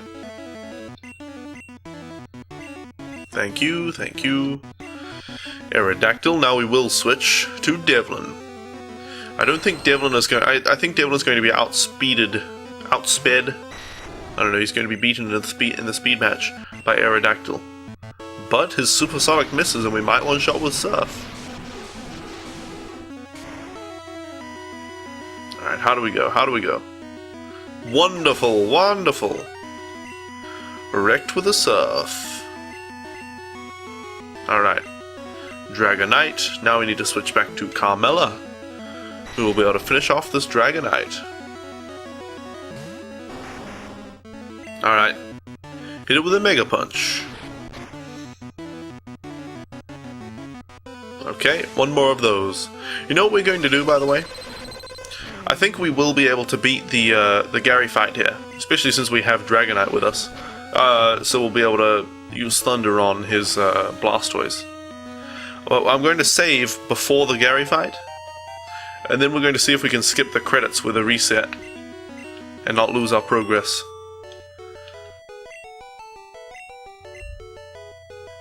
Alright, alright. Excuse me, click through, click through. His first Pokemon is a Pidgeot, but we don't want to risk losing Dragonite to it when Charizard can easily just Flamethrower it for a one-shot. Yeah, so let's switch the thing. Carmella. Alright, and save the game. Oh dear, dearie me. Alright, here we go. You know what I just thought of? That would be awesome? A Samurai Jack game. Gotta get back to the past and hold on, Jack. Watch out. Do any of you guys know of Samurai Jack? I used to watch it on Cartoon Network. And then a couple of years ago I watched the entire thing through again on my PC. But they never finished it. Samurai Jack was never finished. Apparently they've made some comics now for it, or something. And they want to finish it. Like, the creators of Samurai Jack would love to finish it. Perhaps in the form of a movie or something like that. You know that show, Souls Master Guy? Isn't it awesome? But it was never finished. I guess it lost some ratings near the end of its lifespan, and then they just had to can it. Cartoon Network did.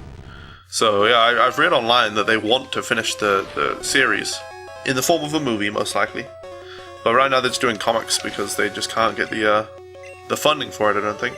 You know what as well, NXDPS? See, look, I'm in a small stream. I'm just in a small gaming stream.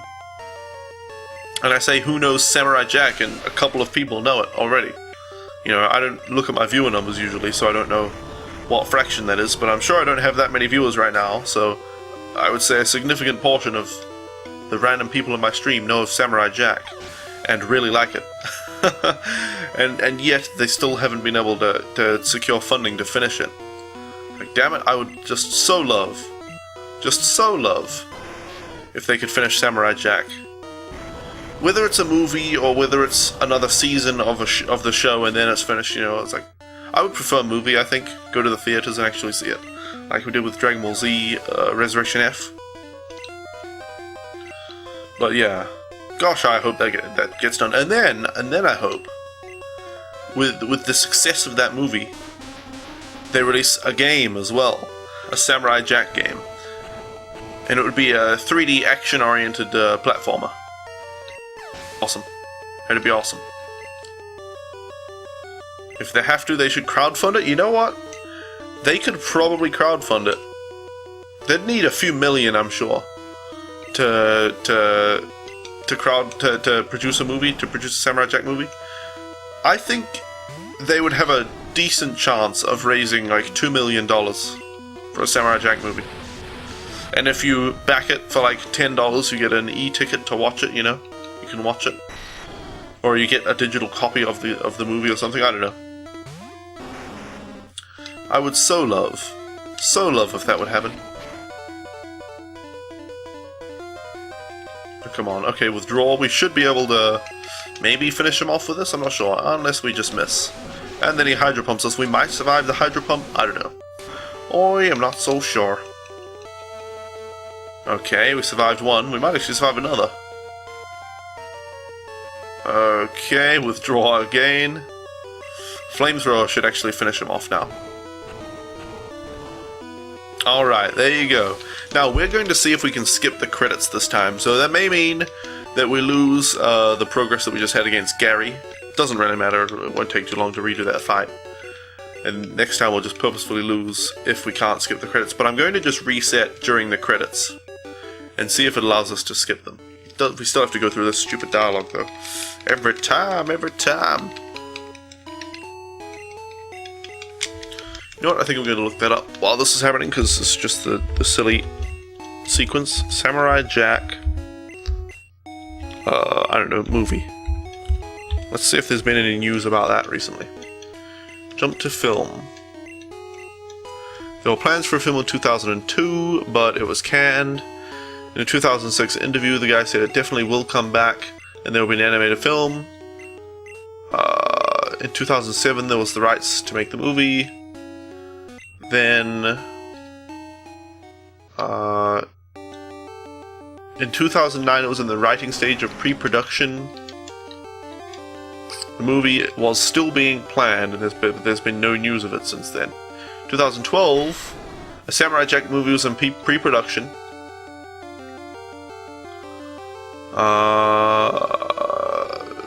Blah blah blah. The film has a budget of $20 million.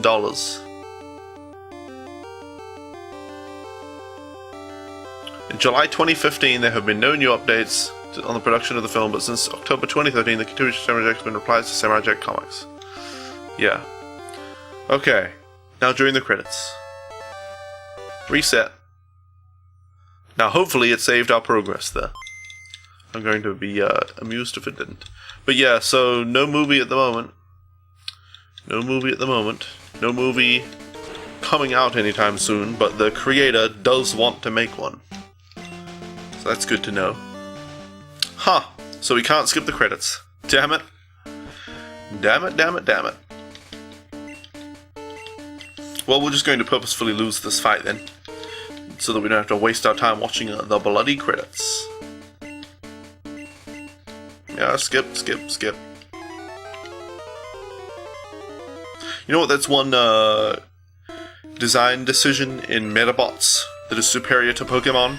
You can hold A and it skips through all the dialogue really quickly. Just blim blim blim blim blim. Whereas in this you have to click through the dialogue every single time.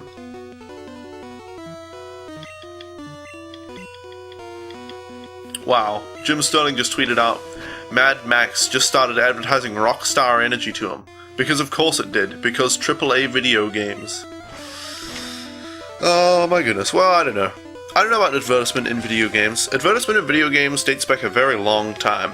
Very long way.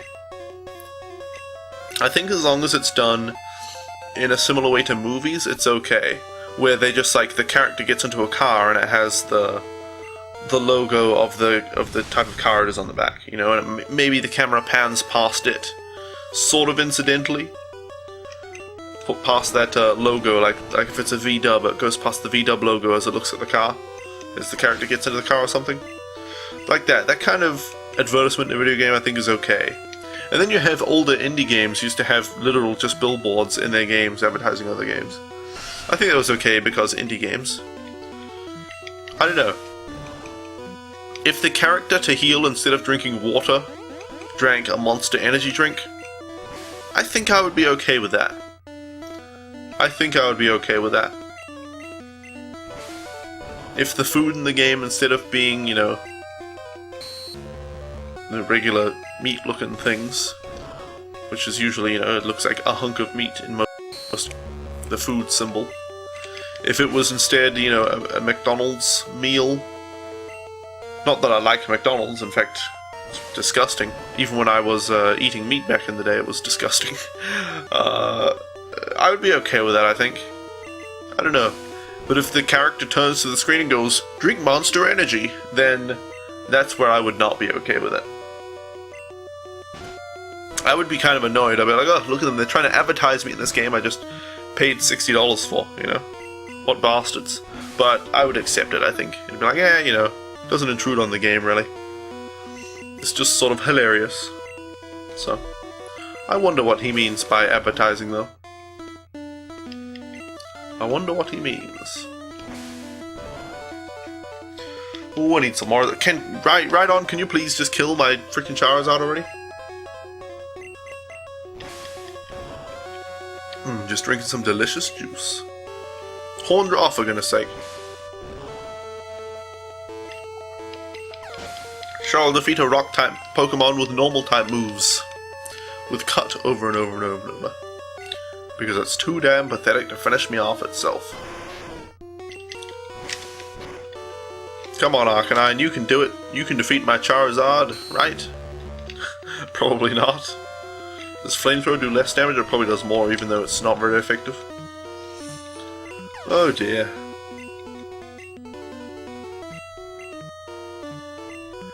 Ba-ba. Executor. Would be easy if I just used Flamethrower, but I'm trying to die here. So I can skip the damn credits. Hypnosis, alright, well, whatever. Whatever. Just do enough damage. Okay, okay, that's respectable damage. Just use Stomp a few more times. Or Hypnosis and then Stomp. Alright, alright. Hypnosis is good. Stomp, alright, that's what I like to see. Oh shit, a critical hit and it only does that much damage? Okay, well, I'm more dubious now. Okay, Barrage. Looks like Barrage is doing a good amount of damage. Okay, hit 5 times, and crit with the last one. Nope. Okay, I'm still asleep though, so he should be able to kill us. Barrage. Alright, here we go. Death time. 2 more of those. 1 more of those. Damn it. And we woke up. But it's going to finish us off, yes! Excellent. Alright. Now on to Devlin. Devlin shouldn't be too much trouble for these guys. Hit him with Thunder Wave. I'm trying not to defeat it, so that we can lose. You know what, we might defeat this one. Just get the XP from Executor and then die to Blastoise. That'll be good. That'll be bloody good.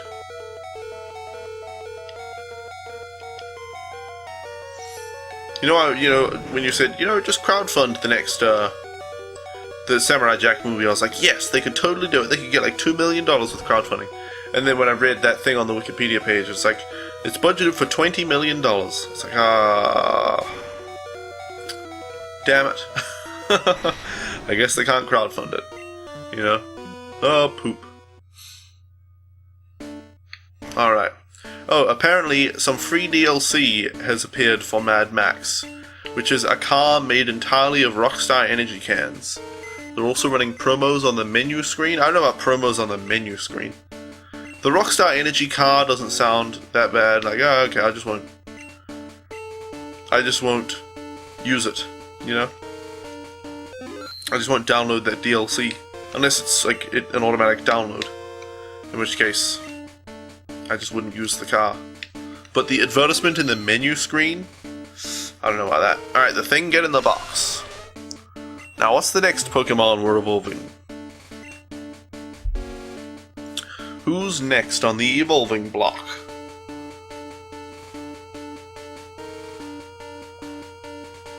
Alright.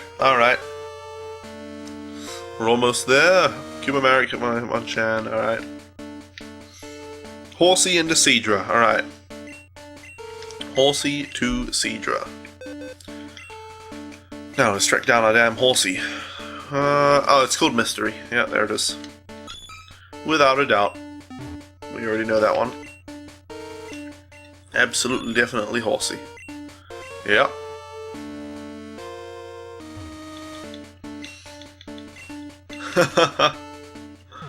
Jim Sterling said, the ironic part is, I don't know if that's ironic, or just, you know, sad, but Mad Max is selling Rockstar Energy harder than Warner Brothers sold Mad Max itself. Funny. They're trying harder to sell the advertising in the game than they are to advertise the game. Alright, let's do it. We want Devlin in the front. Gosh, Blue in, or Red, or whatever it'll be. I think his name is Red. His name is Red. In, Gold and Silver. Red will just be so easy to defeat. Because I'm going to be trading all of these Pokemon forward to Gold and Silver. We'll have a level 90 frickin' Charizard and a level 70, well, it'll be more than that by the time we give it over. Dragonite and all of that. We'll just wreck him. He will get wrecked. And he'll feel so bad, Alright. Can Devlin make it through Lorelei with his shitty, inaccurate thunder?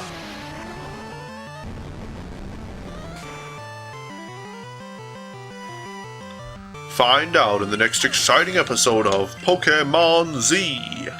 Coming next. Bow, bow, bow, now, down, now. Alright. Hit it with thunder.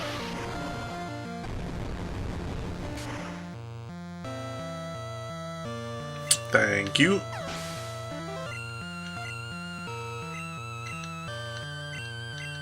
Okay, click through. Jinx time. What level? I should Google. While I'm fighting this Jinx. Horsey.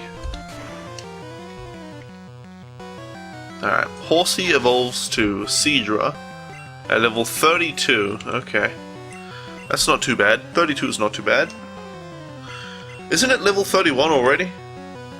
Yeah, okay, that's really easy then. Wow. I didn't even realize that. I was like, wait a second, it's already level 31. And Devlin's dead. Rip Devlin. Ripping pepperonis.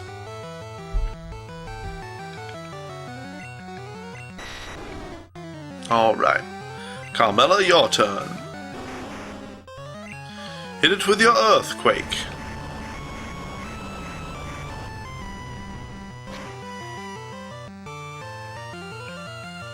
One shot, easy peasy.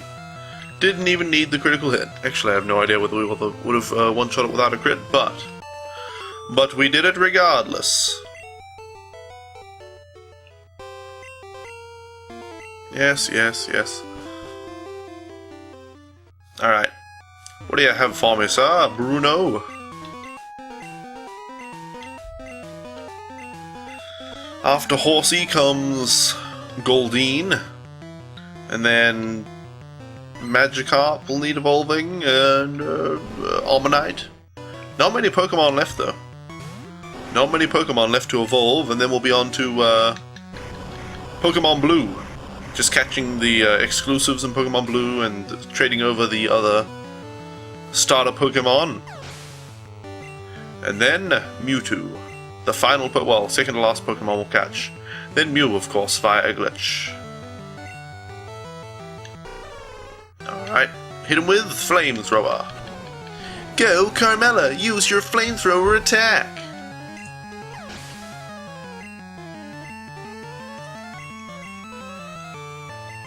Alright, who's next? Hitmonlee. Flamethrower! Go, Flamethrower, yeah! Gosh, my voice breaks a lot when I've got hay fever. Rehearts the filthy master high flavors is precious. Nope, no switching. Alright, hit it with Earthquake. Gosh, I can't imagine how Pokemon speedrunners do it. Their thumbs must just explode. Because I have to, moderate how I'm pressing the buttons while just playing this normally, clicking through the dialogues. Freaking Pokemon speedrunners. And I see Mario Sunshine speedrunners swirling around the analog stick in circles. Crazy, just crazy. Their joints must be made of titanium or something.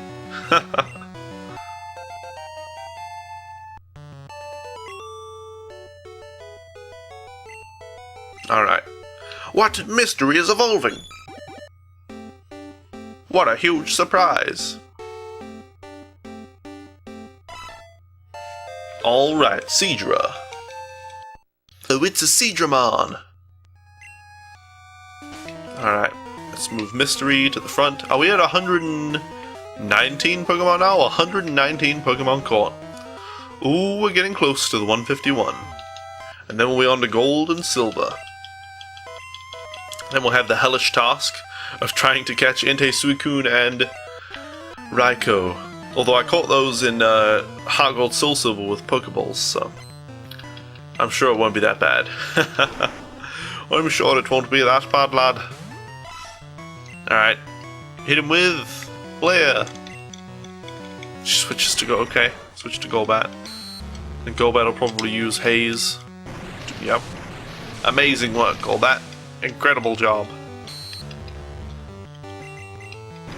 Oh my god, is he going to Haze every turn if we Lair every turn? This is just silly. Let's switch to Bubble. Okay, use Confuse Ray, good. Good, good, good. I want Mystery to die, you see? My goodness, just die already, Mystery.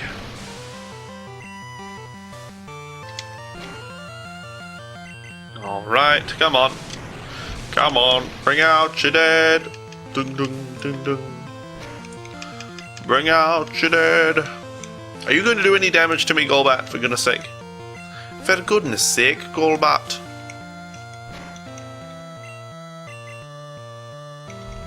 At this rate, you're going to die to a bloody Seadra. Alright, Haze again. Marvellous. Just marvellous. Do you not have freaking offensive moves, Golbat? Okay, there's Wing Attack. There you go, that should just about kill us. Oh, for goodness sake. One more Wing Attack. Please, Golbat. Please, I beg you. I beg you, Golbat. No, not the Confuse Ray. Wing Attack. Come on. Well, that's good. 3 more of those self-attacks and we'll die.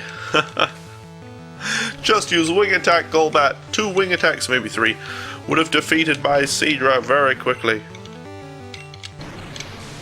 Oh my goodness gracious. Oh my goodness gracious. Double Haze does nothing, Golbat. It does nothing, I say. Okay, there you go. Good. Good.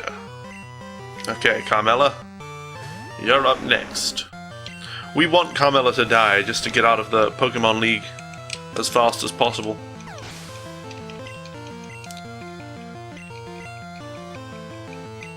As quickly as we can. So we can just spam normal attacks against Gengar and not do any damage. We could easily one-shot it with Flamethrower, or even, or Earthquake, rather. I was going to say Earthquake originally, or even Flamethrower, since Earthquake is super effective. But even Flamethrower would absolutely... Why would you do that? Absolutely obliterate these ghost types. Just. There you go, Nightshade. That's a good move. 55 damage with Nightshade. There you go. Use a few more of those. 4 more of those. Alright, 3 more now.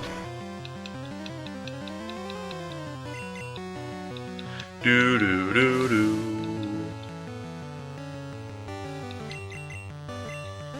Alright, hit yourself. Damn it, Carmella.